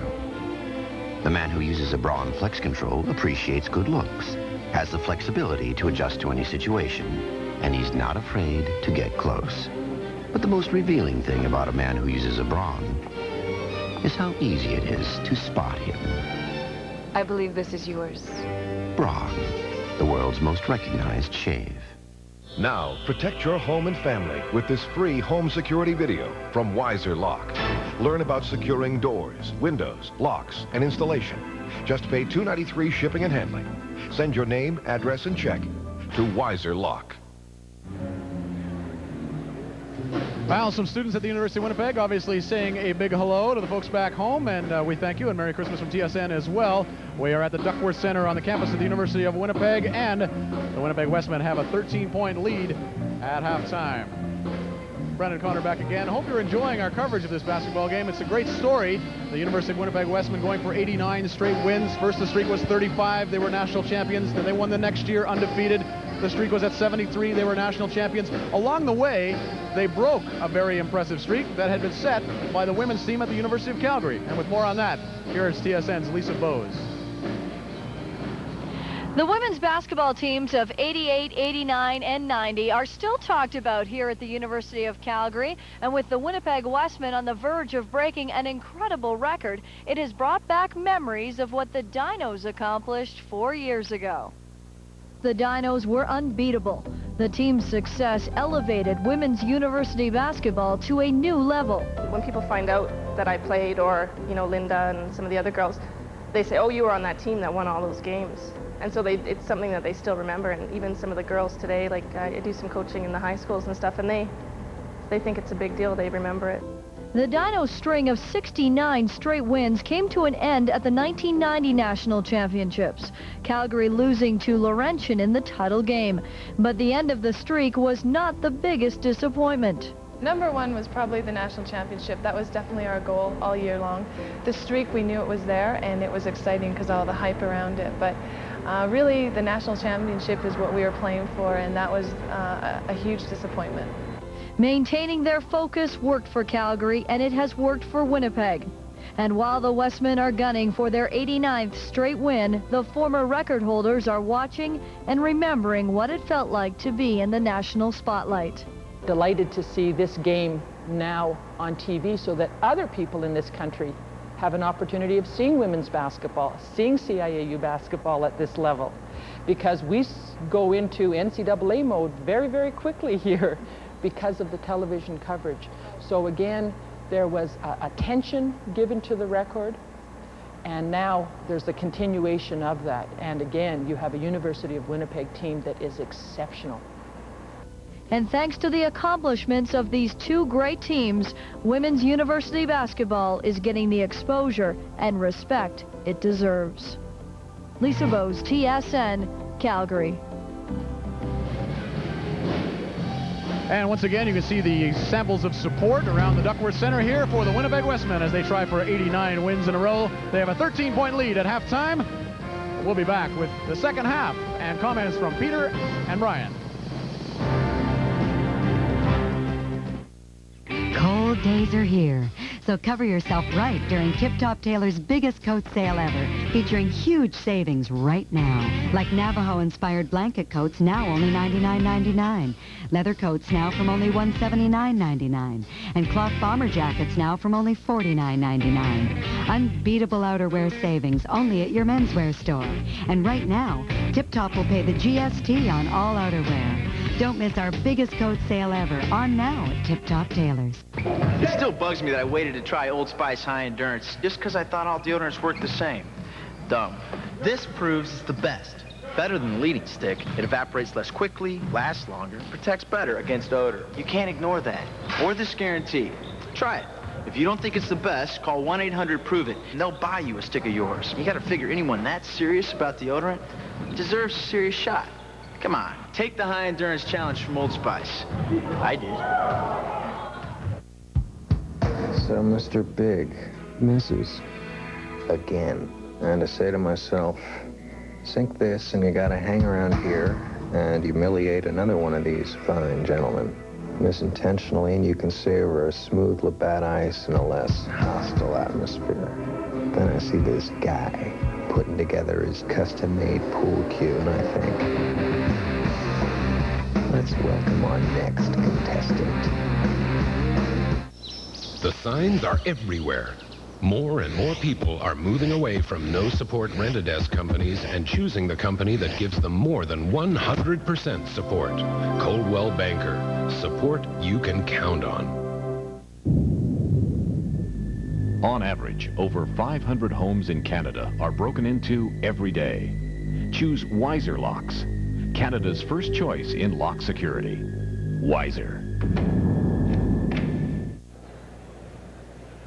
Souvenir t-shirts, and they hope that it is history in the making here tonight at the Duckworth Center on the campus of the University of Winnipeg. The Wesmen have the halftime lead by 13 points in search of their 89th straight win and a new record. And with their thoughts on the first half of play and some highlights, here again, Peter Watts and Brian Haney. Gentlemen. All right, Brendan, thank you. I think what's interesting about this University of Winnipeg team is that if you shut one player down, somebody else jumps up and makes big plays. Sandra Carroll, fairly quiet in the first half, but watch out. And in the meantime, there were some other great stories on the floor. Well, there were. They got a lot of good play off the bench. Tom Kendall feels he's improved his depth this year. He's not hesitant to substitute at all. And especially Heather Corby was great inside. She really dominated the inside play in the first half for the Wesmen. Sandra Carroll demonstrates why she is one of the great players in the country with a move like this. And right here, you're going to see Sandra Carroll stand the defensive player up with a fake pass and then lower the shoulder, drive right to the paint, pulls up and loses her balance, but stays square to the hoop and drains the jump shot. The other play is off a turnover, and it shows you how quickly Winnipeg can turn the ball back the other way on the transition. Andrea Hutchins made a great defensive block. She blocks the shot. It comes in the hands of the nation's best point guard, Pam Flick. She throws the basketball down the court and catches Hutchins in transition, which she doesn't even have to break stride. A great pass. All right, you're in the coach's seat now. If you're Winnipeg, what do you say to your team? If you're Manitoba, what do you say? I think if I was in Winnipeg in Tom Kendall's shoes, I'd pick the pace up, bring the defensive pressure full court, start to gain some rhythm in the game, and entertain the fans a little bit. They're in excellent shape to go through the second half and win this ball game.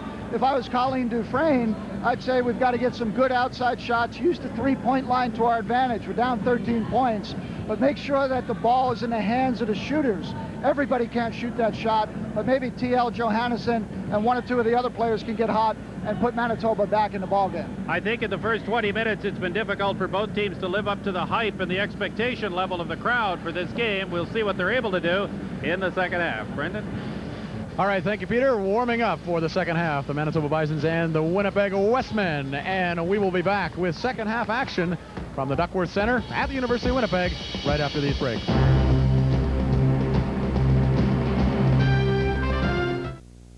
Now, protect your home and family with this free home security video from Wiser Lock.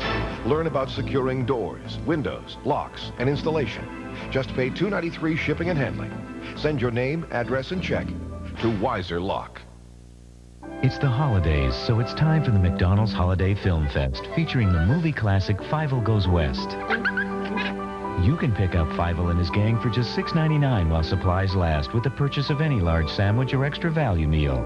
The movie also includes a mail-in rebate for Jurassic Park, available at video outlets nationwide. So visit your local McDonald's restaurants today and enjoy this special time of goodwill toward men and cats.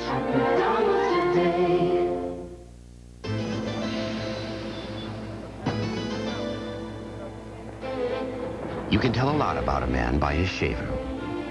The man who uses a Braun Flex Control appreciates good looks, has the flexibility to adjust to any situation, and he's not afraid to get close. But the most revealing thing about a man who uses a Braun is how easy it is to spot him. I believe this is yours. Braun, the world's most recognized shave. Out on the ice, I don't score points for how my hair looks. But after the game, in front of the press, when the cameras are just inches away and millions of fans are watching, my hair has to look great, and great hair can't have flakes. No way. So I get rid of them with Head & Shoulders. It keeps my dandruff in check and my hair looking great. Hey, you can't hide under a helmet all the time. shoulders every day. With great hair, can't have flakes. On average, over 500 homes in Canada are broken into every day. Choose Wiser Locks, Canada's first choice in lock security. Wiser.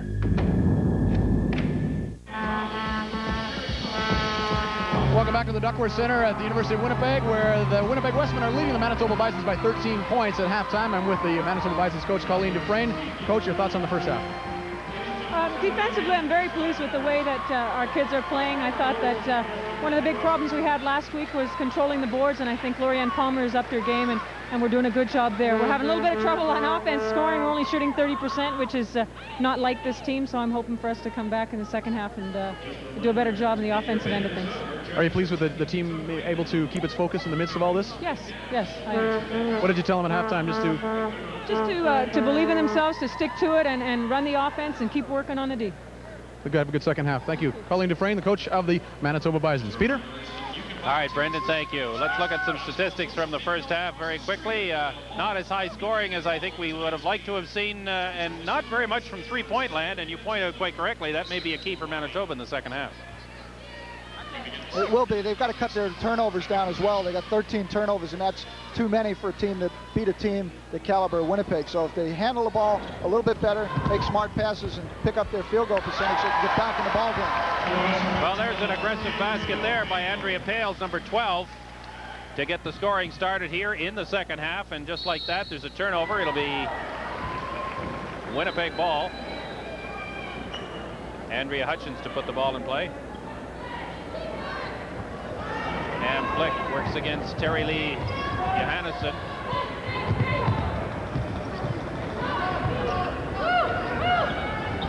Sandra Carroll at 8 points in the first half and a couple of fouls. Did not play very much in the last 6 minutes, but is back out on the floor to start this second half. Pam Flick from the outside had the ball blocked, and Heather Corby went up and had that ball stripped away as well.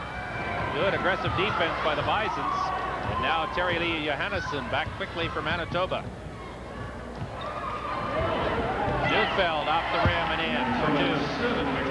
Good move by T.L. Johannesson. She crossed over, drove right down the lane into the paint, broke the defense down, and opened up that opportunity for Neufeld to get the ball on the inside and make that basket. Andrea Hutchins found a little bit of a lane, and that was all she needed. 43-28. The margin is 15 points. And here's where the experience of Winnipeg comes in. Sandra Carroll's being denied the basketball exclusively. As soon as the Winnipeg player sees that, they're driving right to the basket, and there's no help defense on the strong side. So they're breaking down the defensive play and isolating a defensive player. Not enough there to stop players of the quality of both Hutchins and Pam Flick. They've got to get some help to stop the penetration. Johannesson gets a chance off the glass and puts it in for two more. 43-30 Winnipeg, just underway here, almost 2 minutes gone in the second half of this historic basketball game. The University of Winnipeg trying to win game number 89 in a row. Andrea Hutchins. Sandra Carroll. Little jump shot didn't go in. And there's Manitoba once again. Johannesson this time with a long pass to Lorianne Krellin. And she got the basket. No, it's a player control foul. An offensive foul on the play, so no basket. And Winnipeg gets the ball. Coach Colleen Dufresne is off the bench. She's aghast. The jaw hung open, but let's look at the move. Here comes the play, hard to the basket. The defense sets up, gets her feet planted, and had both feet down before the player took off. Judgment call, but a good one on the referee's part. Marissa Krellin's third personal foul of the game. Carroll puts the ball on the floor, tries the fadeaway jumper, head didn't get it to go. And here's Krellin back quickly for Manitoba. She's going to try it once again. This time, it's a defensive foul.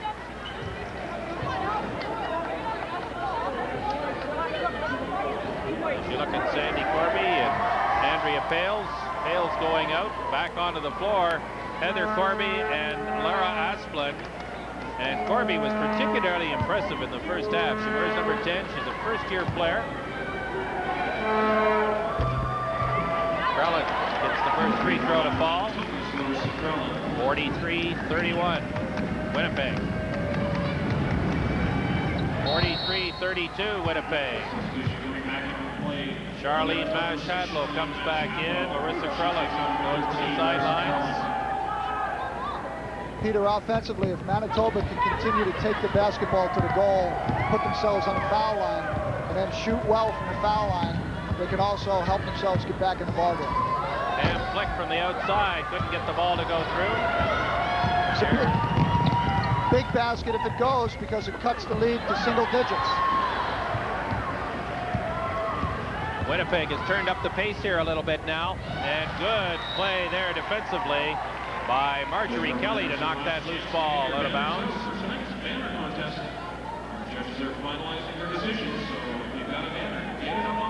Marjorie Kelly's also got the task defensively of trying to isolate Sandra Carroll defensively. She's really working hard to overplay her the basketball and making Carroll work very hard offensively without the ball. Perfect example, but a foul called there. It went out of bounds, I believe. Colleen Dufresne educating an official. Marjorie Kelly's a first-year player. Sandra Carroll is a two-time winner of the Nan Kopp Award as the best player in the country. On paper, you'd say that's a mismatch, but Marjorie Kelly's doing a pretty good job. Well, she's got great quickness and strength, and she's also got size on Sandra Carroll. Basket that time by Terry Lee Johannesson, who averages 22 in the game and has 16 on the night so far. 43-34 Winnipeg. Big basket. The lead now is single digits, and Manitoba has really changed their offensive philosophy in the second half. They're penetrating to the basket.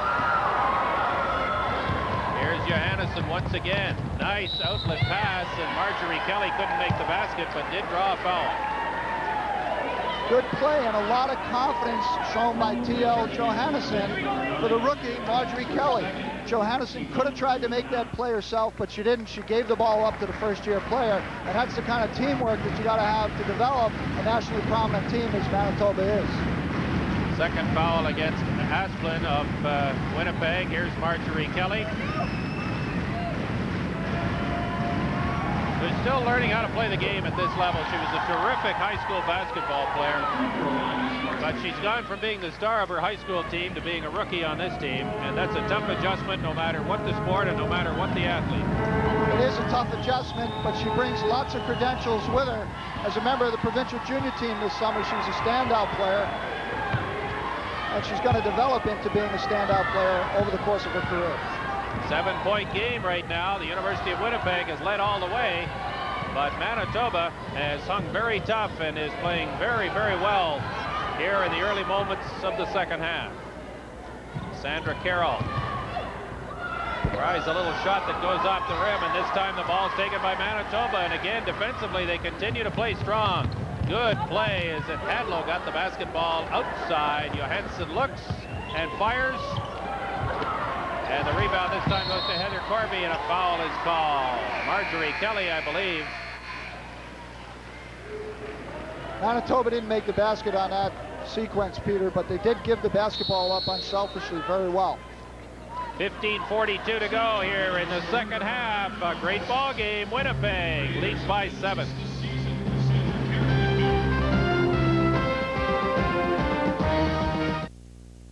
It still bugs me that I waited to try Old Spice High Endurance just because I thought all deodorants worked the same. Dumb. This proves it's the best. Better than the leading stick. It evaporates less quickly, lasts longer, protects better against odor. You can't ignore that. Or this guarantee. Try it. If you don't think it's the best, call 1-800-PROVE-IT, and they'll buy you a stick of yours. You gotta figure anyone that serious about deodorant deserves a serious shot. Come on, take the High Endurance Challenge from Old Spice. I did.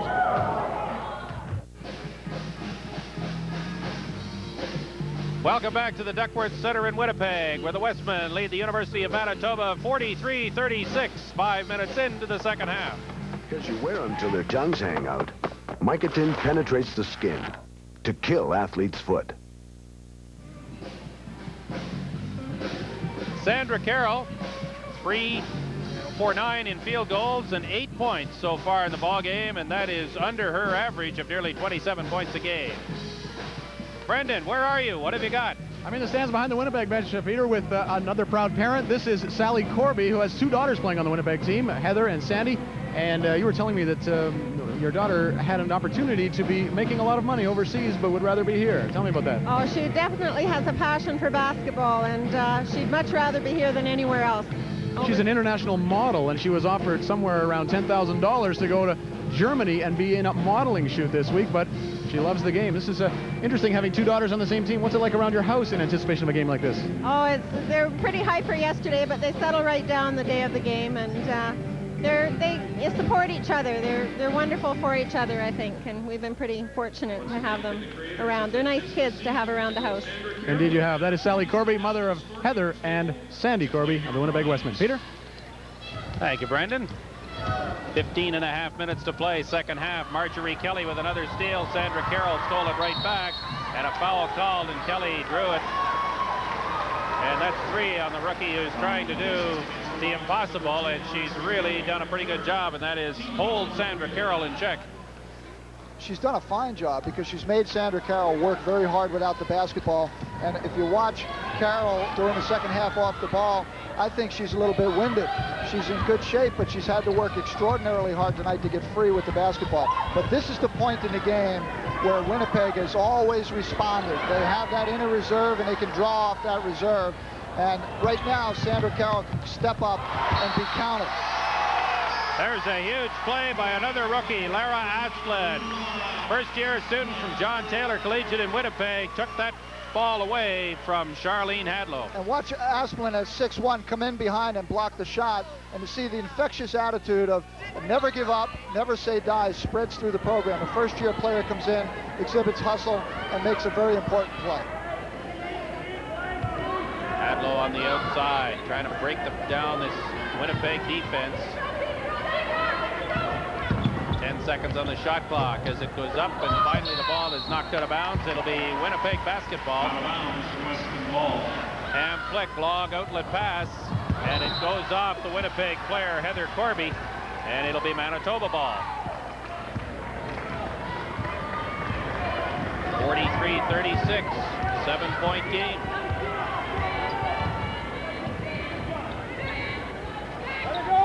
Kelly inside. Vicky Neufeld off the rim, and the rebound goes to Winnipeg.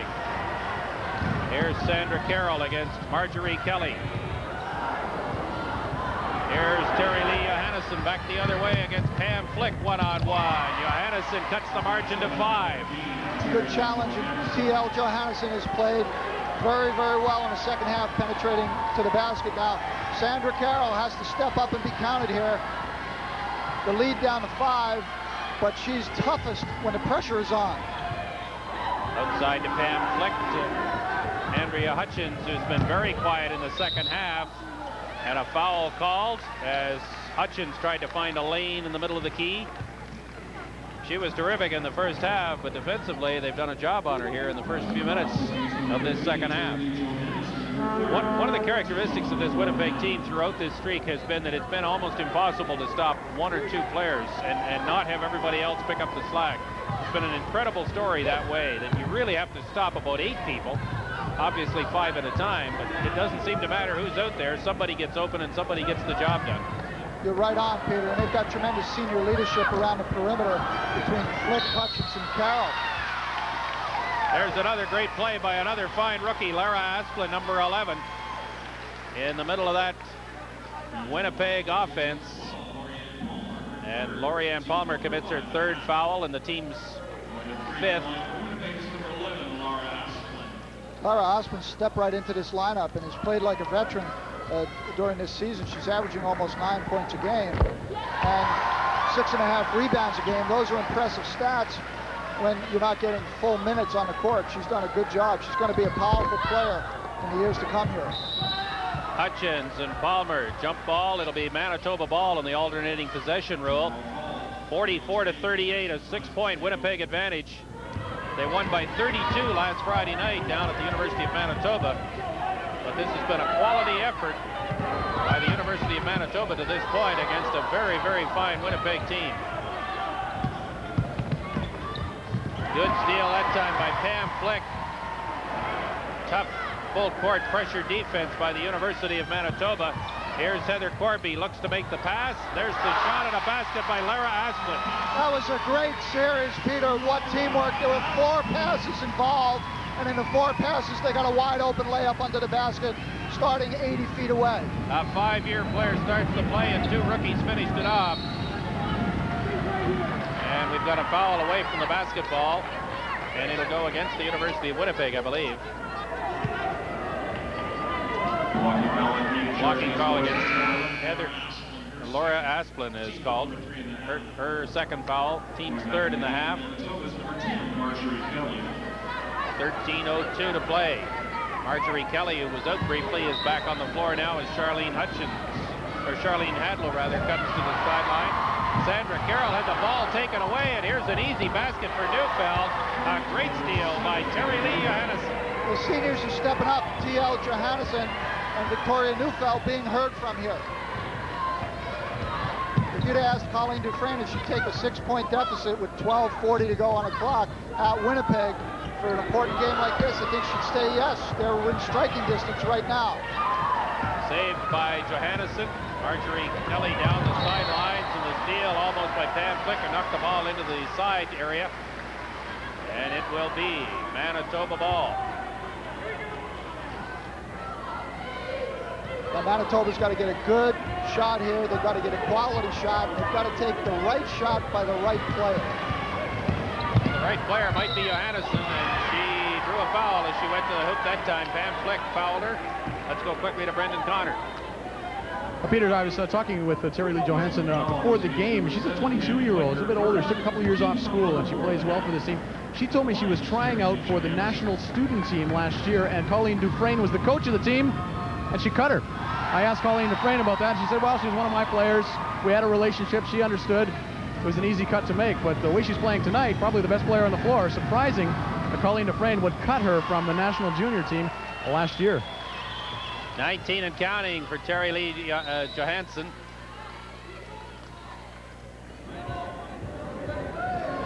It's Winnipeg basketball now, 46-41, 5-point game. Much closer, I think, than a lot of people expected. Good play there as Kelly knocked it free to Terry Lee Johannesson. And a traveling call.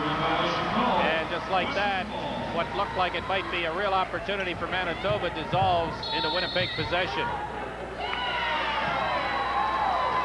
And just like that, it's turned over to Manitoba.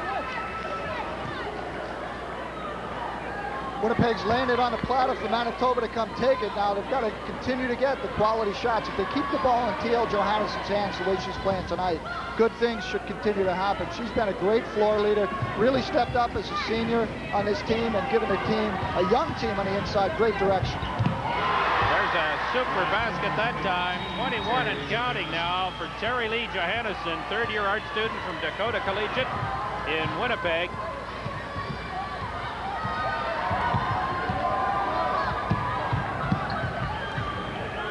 Hutchins looking for Lane. Can't find it. A foul called.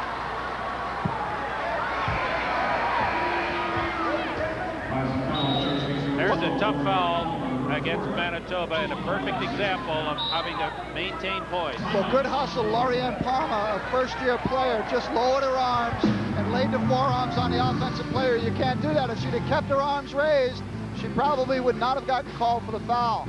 Be sure to stay with us at the end of the game for the TSN Turning Point, presented today by Sony. Dad doesn't know, but this commercial is being shot with our new Sony Handycam. We entered Sony's Walt Disney World contest, and here we are with all my favorite characters. Why don't you enter Sony's Picture Perfect Family Vacation contest and win a trip to Walt Disney World Resort? You can stay at Disney's Grand Floridian Beach Resort. Delta Airlines, the official airline of Walt Disney World, will get you there. Get your dad to an authorized Sony of Canada dealer and keep him away from the candy floss.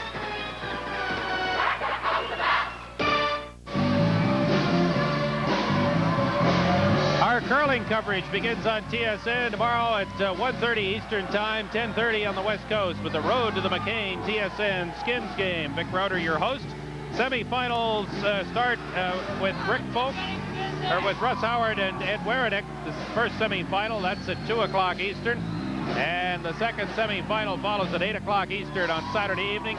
Kevin Martin of Edmonton, Rick Folk of Kelowna, BC. A terrific field for the Skins game this year. If you're a curling fan, if you're a sports fan, you'll want to watch that.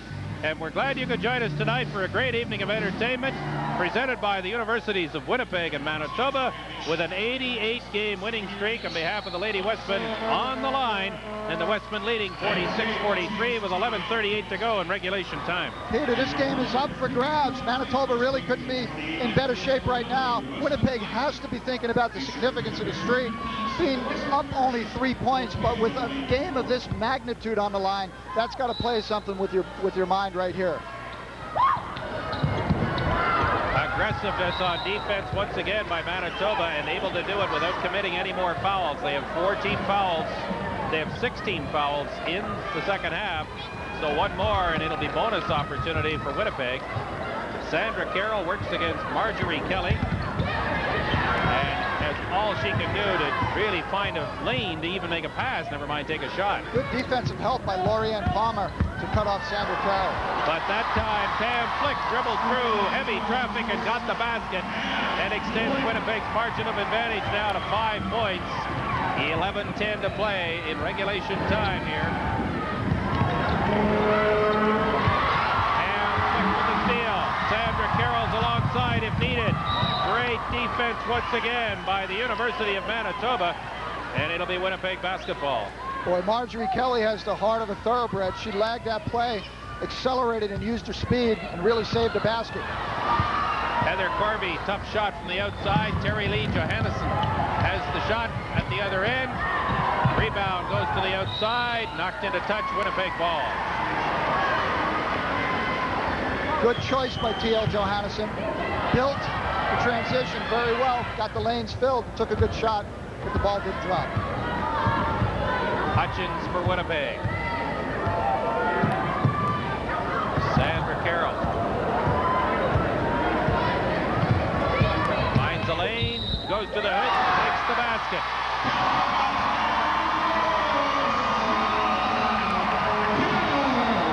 That is her first points in the second half. She has 10 on the game. Better screen up on you and this is when got the ball on the wing. This is when she's toughest, Peter, when the ball game's on the line. Where they're being threatened, she'll take it right to the goal. Good upper body strength there. She got hit both right and left, maintained possession of the basketball, and got a quality shot off. Palmer has drawn her 5th foul for the University of Manitoba. Sandra Carroll has 10 in the ball game. Only 2 so far in the second half. We have a timeout on the floor with 10:26 to play here in the second half. And it's a 7-point game in favor of Winnipeg, 50-43. You understand? Up from the low post. Yes, when she's on the wing. Yeah. Right. Why? What do you mean? What's the problem? Because they think it's screen up on the offside. But they might not. Well, you make sure. Whatever you want to do is okay. I could coach that way. Yes, delivering the responsibilities to your senior point guard. You make sure, meaning if the inside post players, first-year players, didn't understand the nuance of the play series that Tom is calling, he says you communicate with them and get it straight back. Sandra Carroll completed the 3-point play. Marjorie Kelly missed from the outside. The significance of Lorianne Palmer's departure from the game is that she's one of the few tall players on the Manitoba lineup, and they have had terrible problems at the post position this season, in part because they're so much smaller than a lot of the teams that they're playing. And against this Winnipeg team, that's a serious problem. But Vicki Neufeld made a fine basket there and got a rebound as well. And with just under 10 minutes to play, it's 51-45. Still 51-45. Pam Flick's got the ball. She'll try and find the lane. It opened up like a door, and she nailed 2 more, and it's 8 points now, the margin of the lead, as Charlene Hadlow comes back for Manitoba. Pam Flick made a great move that time by not rushing the shot. She penetrated into the thick of traffic and then got her balance and made a good bank shot off the backboard. Good screen, nice move to the basket. 23 points and counting for Terry Lee Johannesson. She's got the heart of a champion. She lowers the shoulder and is going to take the ball to the goal, and that's exactly what Manitoba has to continue to do. Andrea Hutchins works against Stacy Ewell. Carroll from the corner can't make a shot. Now she looks to find the shot open. Can't do it. Neufeld with the outlet pass to Stacy Ewell.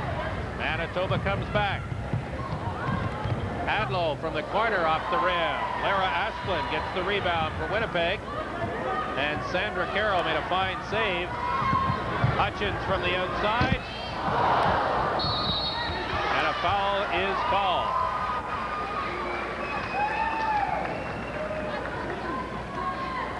You couldn't ask for a better opportunity to upset a great basketball team than what's here tonight with 8:40 to go. A 6-point ball game. Now what Manitoba has to do is they have to continue to go to the goal, but also on the defensive end, they've got to keep Winnipeg off of the foul line.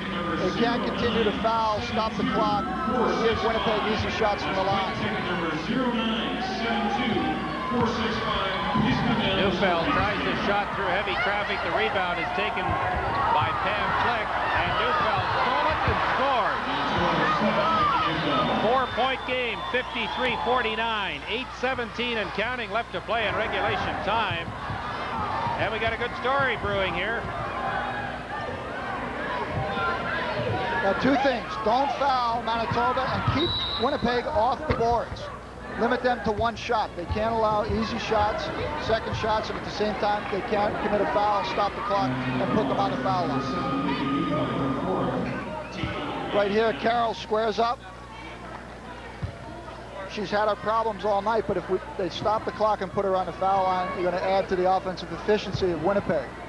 So they've got to keep their hands to themselves, and now's the time where they've got to really call on their conditioning and play defense with the feet and not with the hands. Vicki Neufeld has 4 fouls. That's a more serious problem than losing Lorianne Palmer for Colleen Dufresne. Sandra Carroll has started to find the range from the free throw line. Manitoba's in the bonus situation right now, so every foul means a shooting opportunity. Stacy Ewell drew a foul that time as Sandy Corby reached in with the arm and got called. And we've got a timeout on the floor with 7:57 to play here in the second half, and a 6-point lead for the University of Winnipeg.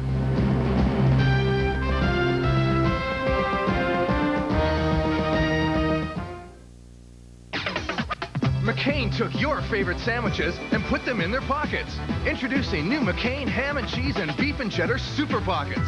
Savor the flavors, 'cause it's the bite you really like. All in a crust that's baked, not fried, so there's no leaks, no mess. Fast to make and eat, it's the bite you really like. New McCain super pockets. We filled up our pockets with the flavors you savor. McCain!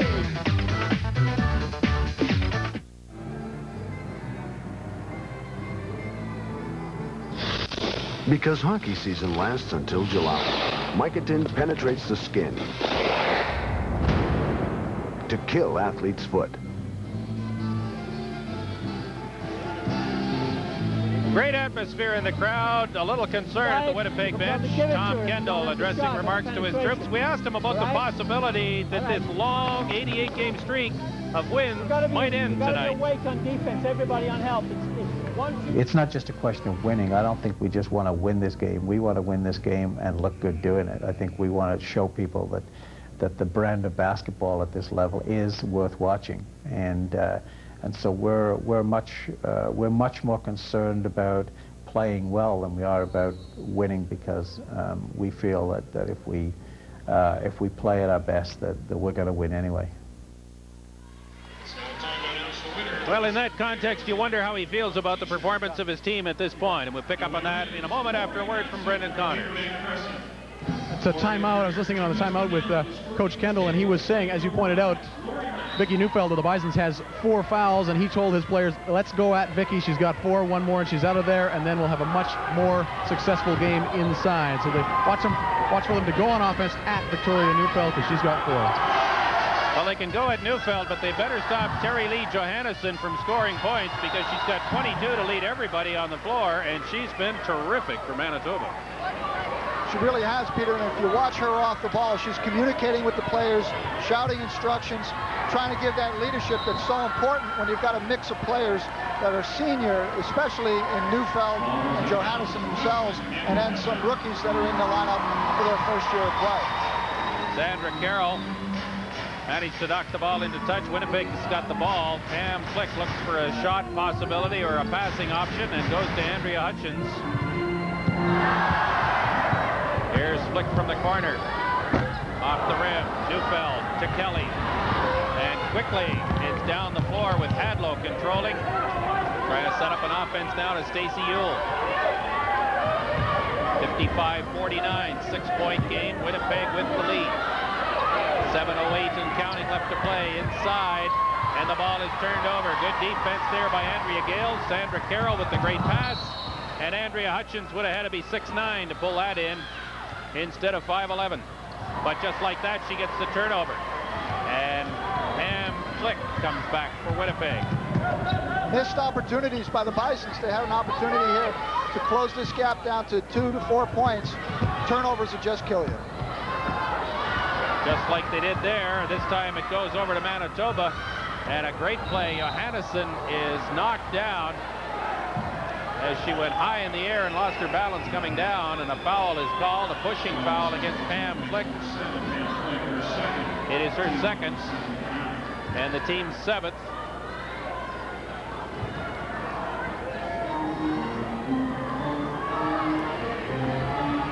Marjorie Kelly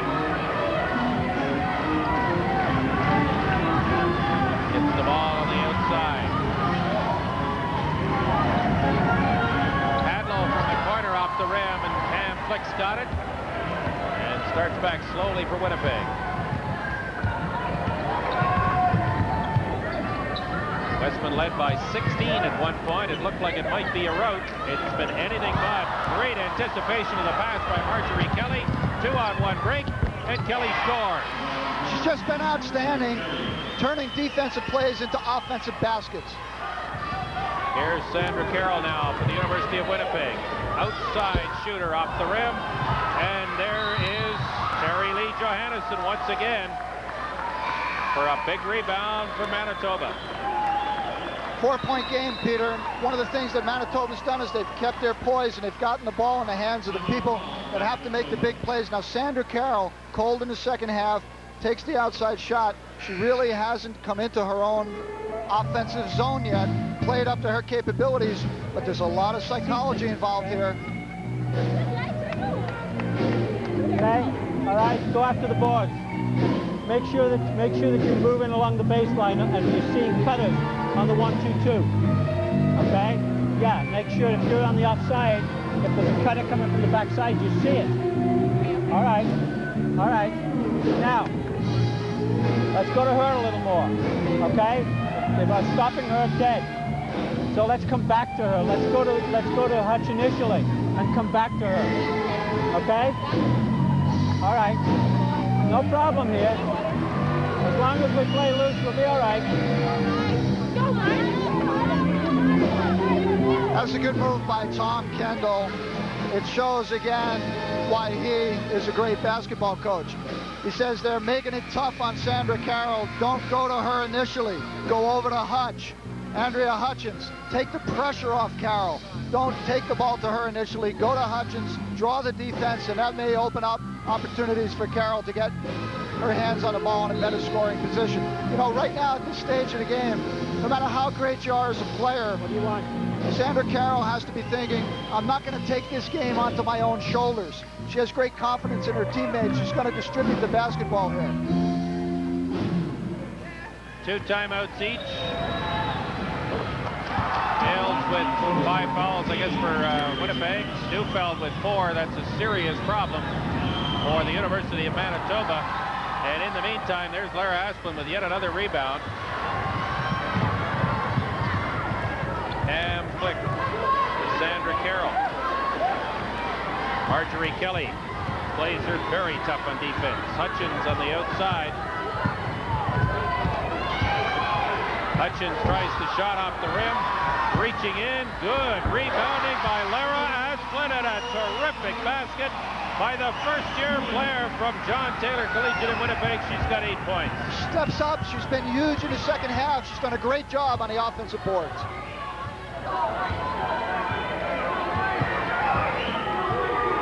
Johannesson into the corner. Stacey Ewell looks, fires it back to the outside. Here's the lady they probably want to shoot the basketball if they can get her open for a free shot. And that is Johannesson. Kelly inside. Neufeld tries. Off the rim. Sam Flick with the rebound.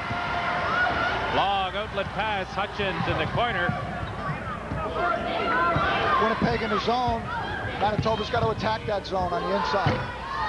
Off the rim. Rebound taken by Manitoba. Marjorie Kelly. 4.5 minutes to play in regulation time. Johannesson's got 2 more.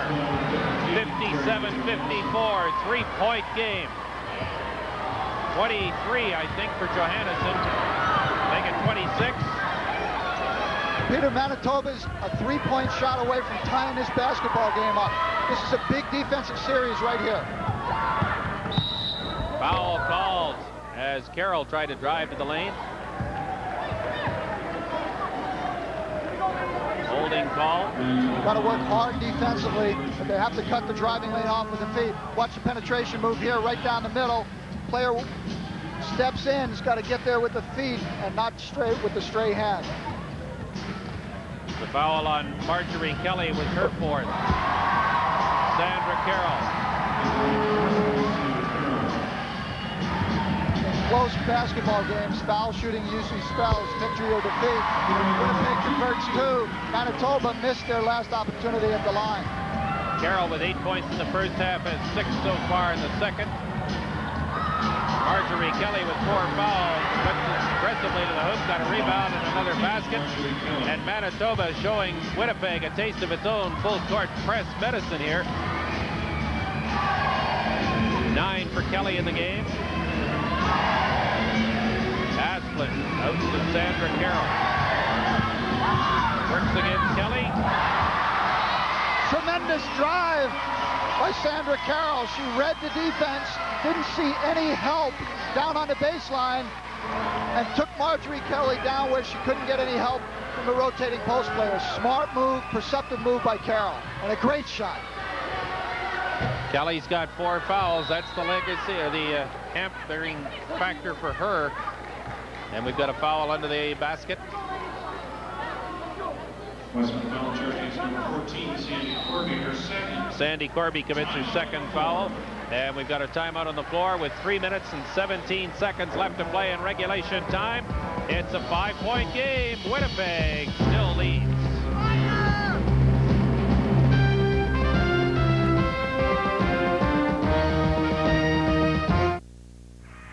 So I'm channel surfing when it occurs to me, I wouldn't mind hitting one of those fashion TV shows in Paris. You know, I'd find out what's in, find out what's out. That'd be cool. And who knows, maybe someone over there would appreciate the enduring qualities of a true Canadian lager. Hey, trendy colors come and go. Me, I prefer blue. The signs are everywhere. More and more people are moving away from no-support rent-a-desk companies and choosing the company that gives them more than 100% support. Coldwell Banker.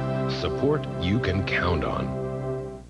Now, to each man who shaves, there's an edge all his own. Only Edge Gel has 7 custom formulas, from extra moisturizing to sensitive skin, for a close, comfortable shave. Ultimate closeness, ultimate comfort. That's the Edge. Well, there are a few Manitoba fans here. The University of Manitoba campus at the south end of the city of Winnipeg, University of Winnipeg campus in Midtown. And the team that's trying to win its 89th consecutive game is clinging to a 5-point lead. And I don't know that anybody can downplay what Manitoba's done here. Manitoba's played terrific basketball tonight. They've worked hard. I watched them practice yesterday, and I wondered if they'd be up to the challenge, but they have been every bit as good as they could be, and perhaps a little better. They really have, Peter. And, you know, you go back to the crosstown rivalries, the great rivalries in sport. the top of the show, we talked about the record that's about to be broke, the UCLA record. They had a great rival in USC, and the games were always close. Brendan. Peter, I was listening in on the Manitoba timeout. There are two very contrasting styles of coaching here. Colleen Dufresne very much firing her team up, whereas that contrasts sharply with the laid-back style of Tom Kendall. But basically what Colleen was saying is we're in this game. This is a great game. We're in it. And we need help on defense, and we need to continue to take the ball at these people and see if they crack under the pressure. Charlene Hadlow 1 for 2 from the free throw line. 61-57, 4-point game, 3 minutes and 15 seconds and counting left in regulation time. Andrea Hutchins with the basketball for the University of Winnipeg to Pam Flick. Okay, now Manitoba's got to be thinking no fouls and no second shots right here. Carroll inside. Marjorie Kelly aggressively after the basketball. Still playing aggressively with 4 fouls. And doing what she has to do to give her team a chance to perhaps tie and take the lead in this game. Heather Corby from the outside. Pam Flick. Heather Corby, Pam Flick. Sandra Carroll, foul. And it's an offensive foul. That was a big call because it kept Marjorie Kelly in the ball game. Had that call gone the other way, Manitoba would have lost her defensive play.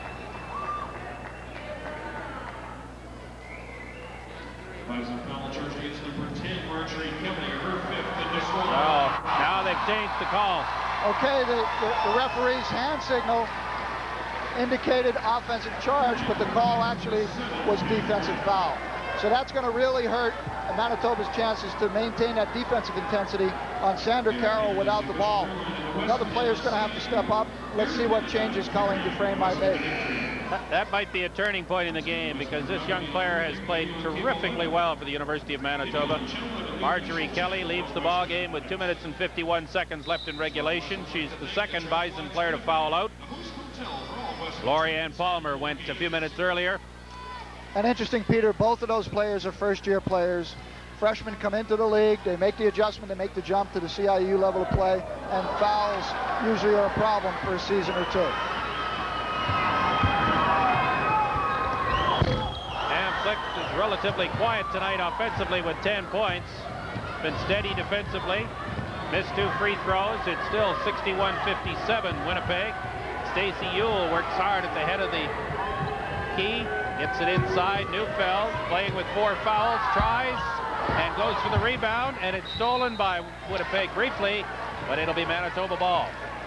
Okay, that was a great inside move by Victoria Neufeld. Winnipeg has been in a zone defense for the last several series. So Manitoba's got to penetrate the gaps of the zone. And they can't make any long passes. The passes to the interior have to be short. And they have to be crisp.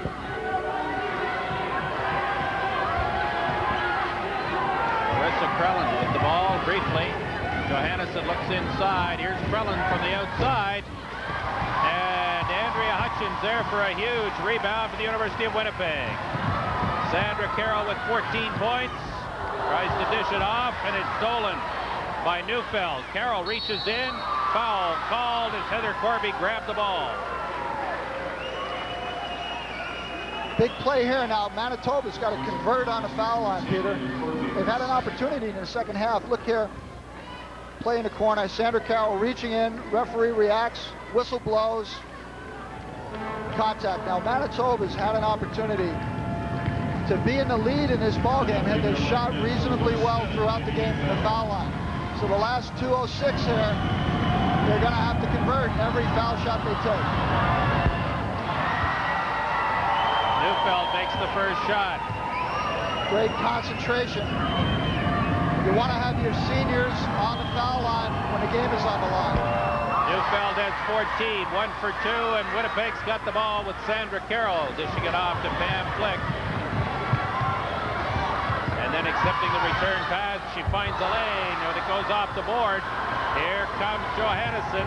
Peter, we're 3 points away from a tie. Now we're 1 point away. 61-60. Johannesson again, right to the cut. 28 points for Johannesson. The game is up for grabs right here, Peter. 88 straight wins for the University of Winnipeg. Will the streak end tonight? Great defense. We didn't think so at the outset. Hutchins finds a lane and is fouled.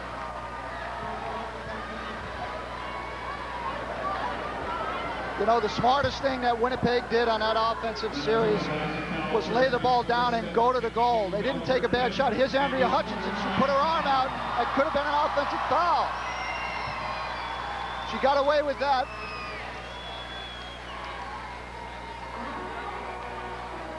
Don't take the ball too far. Just nice. See, the point is the best players are off the floor now. Just take your time. Nice little easy shot. Crash the boards without fouling. Down here, it's TL or the corner shot. Trelling. All right? We get the ball down here. You don't have to give her the ball. There are other people on the floor. Okay? Don't stand still on offense off the ball.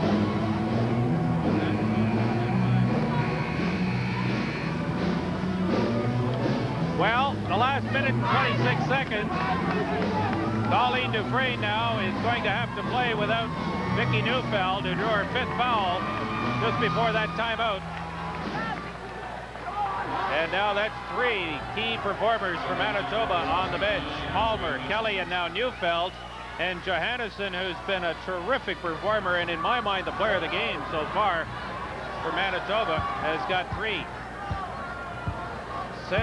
Carroll has 2 fouls. Dale's fouled out early, but again, Winnipeg much deeper on the bench and able to compensate for losing players to foul problems. Hutchins makes a huge free throw. Every point now is so precious to each of these teams. Good job by Stacey Ewell to get the loose ball off the missed free throw. 1:20 to go in regulation time. Wesmen 62, Bison 60.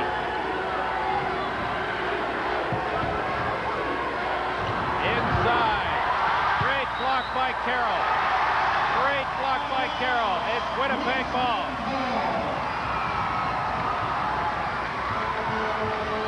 Big defensive series right here for Manitoba.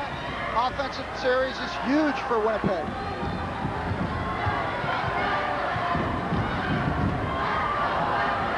The key here, Peter, is get a quality shot. A steal by Johannesson against Heather Corby. What a great basket, a great basket. She went to the offhand. She's a left-handed player, goes to the basket, puts it up with the right hand. Tie ball game. Tie ball game, 62 all. 30 seconds to play in regulation. Johannesson's got 30 points to lead the University of Manitoba. Carroll from the outside can't get it to fall.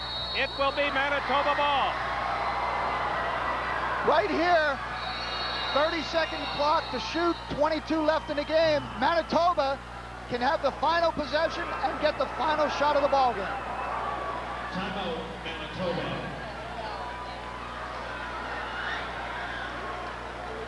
Well, we talked at the outset about how much the Winnipeg Wesmen have responded when they have been challenged. There has been no challenge in 2 years that they have faced that is bigger than the one they face right now.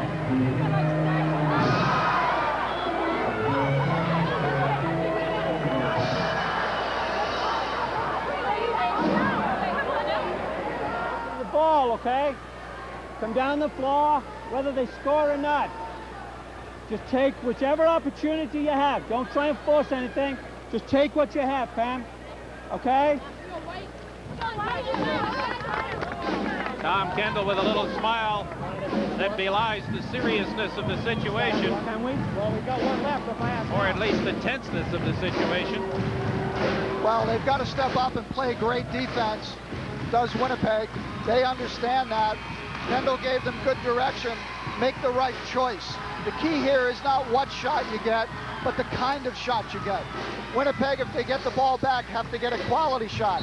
Now, on the other end of the floor, Manitoba's going to come at them, but they don't have any strength on the inside.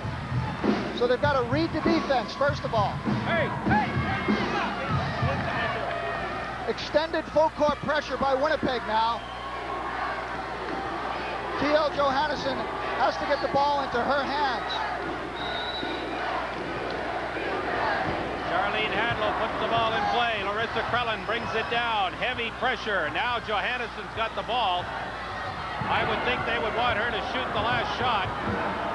well out from the basket at this point. Stacey Yule looks to her, looks across to Larissa Krellin. We're down to 5 seconds. The ball is through the hoop. 4.4 seconds left to play. Timeout on the floor. 64-62 Manitoba, but the game's not over. 4.4 seconds left. All that stands between Manitoba and a huge upset that would stop an 88-game winning streak by the University of Winnipeg.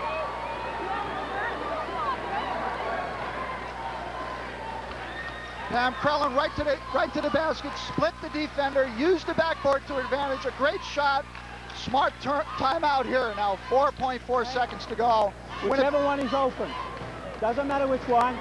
All right. Yeah. Okay. I think it's probably sideline, is it? No, end line. End line.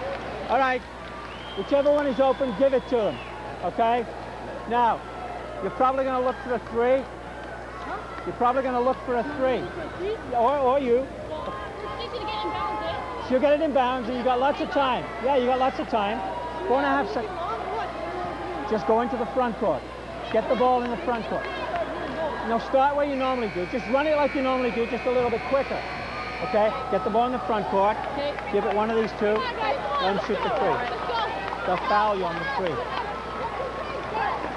Okay, now Tom Kent will try to keep his team relaxed. What Manitoba needs to do here is they've got to make Winnipeg use time, so they should extend their defense full court at least partially.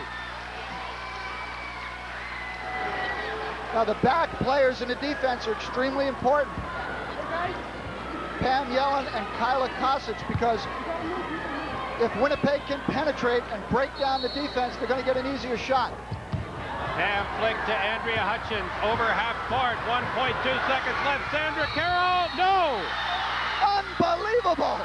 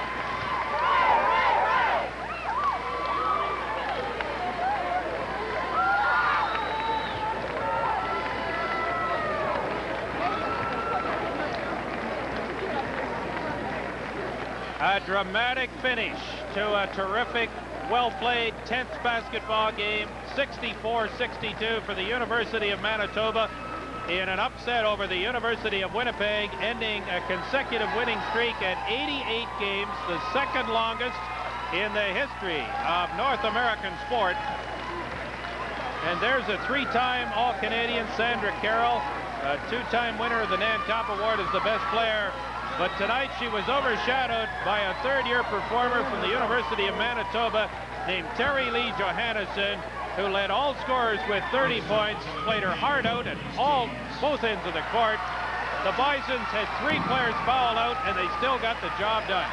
If they never win another game this year, that'll be a season highlight. And that certainly won't be the case. They'll have lots of wins ahead of them. You know, the outstanding defensive performance of Marjorie Kelly on Sandra Carroll can't be overlooked. Brandon Connor and Colleen Dufresne. The winning coach, Colleen Dufresne. Peter, and tell me what you're feeling right now, Coach. I'm just so proud of them. They executed the way we wanted to, and defensively, I'm just really, really thrilled with the way that our kids played with heart and intensity from start to finish. What a difference from last Friday, over 30-point loss to this same team. Did you do anything different during the week to prepare for this team, or did everyone just bear down more? What happened? Well, I think what we did was talk about how we could change, what control we had over what we were doing to turn it over, you know, more in our favor. And, most of it was focused on the defense. And I'm telling you, Marjorie Kelly did an outstanding job on Sandra. For a first-year player. And then our kids in the post helped. I just think they did such a great job. And TL at the point both ways, and she controlled Pam in terms of not letting her get the easy score. I'm really, really proud of them. A terrific night for your team, and a terrific night for women's basketball all around. This is a great night to have a full gym, national TV audience, and you pull it off. I'm thrilled for our kids. You know, they worked hard, and what else, you know? Nothing else. Go and join the celebration. Thanks again, Coach. The winning coach, Colleen Dufresne from the University of Manitoba Bisons, who end the streak. Peter, back to you. This was a team that got in as a wild card to last year's national championships, came home with a bronze medal, which most time would be enough to get a celebration crowd at the airport. The problem was that the University of Winnipeg won the gold medal and took all the accolades and got all the attention, and deservedly so. But now Manitoba steps forward, stakes a claim to greatness, stakes a claim to history, and manages to get the job done here against seemingly overwhelming odds at the outset. Brendan. All right, I'm standing here with the star of the game easily. It is TL Johannesson, 30 points, leading the team. And tell me how you're feeling right now. I'm on cloud 10, if there is such a cloud. I cannot believe we actually broke their streak, and I bet you everybody in this gym can't believe it either, because I know we had a lot of fans against us rooting for the Wesmen, and it's just a great feeling. We worked really hard, and I think we really deserved it tonight. You led that team so impressively out there, offensively and defensively. Key steal in the final couple of minutes, penetrating offensively. What was different this week for you about compared to last week when you lost by over 30? Personally, I just wanted to play the same game as last week, but as a team, our team, we just came through. We had two rookies that played amazing. Vicky Neufeld came through this time. She struggled last week. She came through big for us this time. She fouled out, but hey, she kept us in the game. And Larissa Krellin on that last shot, like, what can we say for that? Big shot. Congratulations again on a huge, huge victory. TL Johannesson, star of the game, certainly. Peter, back to you. Drew Clay was the man who ended the UCLA streak in 1974. He got the winning basket for Notre Dame against the UCLA Bruins. And tonight, the name Larissa Krellin will be remembered in history. She only had 8 points in the game, but she got the two that made the difference in a 64-62 win over the University of Winnipeg. The streak is ending. The Brendan Connors work still goes on. Where are you? Who have you got this time? Still at courtside, Peter, with the woman who hit the winning shot, the shot that ended the streak. This is a great night for women's basketball, and you'll remember this for a long time, won't you? Definitely, yeah. Tell me about the winning shot, Larissa Krellin. We came down and we had a set play. It didn't work out. I got the ball and I just said, time was running out. I knew I had to take a shot, and I did. And it went in, and it was amazing. Was it designed for you, or was it designed for TL? No, it was designed for TL, and they probably knew that, so they just gave it to me, and I went in. Were you aware how many seconds were on the clock, or just instinct take over this? 22 seconds, and then I didn't know how much had run out, but I knew it was running out, so. Biggest bucket you've ever scored? Yeah, definitely, yeah. What did you think about the night on the whole, the experience of being here with 3,000 fans, breaking the streak, being in such a high-profile game? It was great. I mean, we were with them the whole game, which we usually aren't, and we were just motivated. We wanted it, and we did it. It was amazing. You did. Congratulations again, Larissa Krellin, with the winning bucket. Back to you, Peter.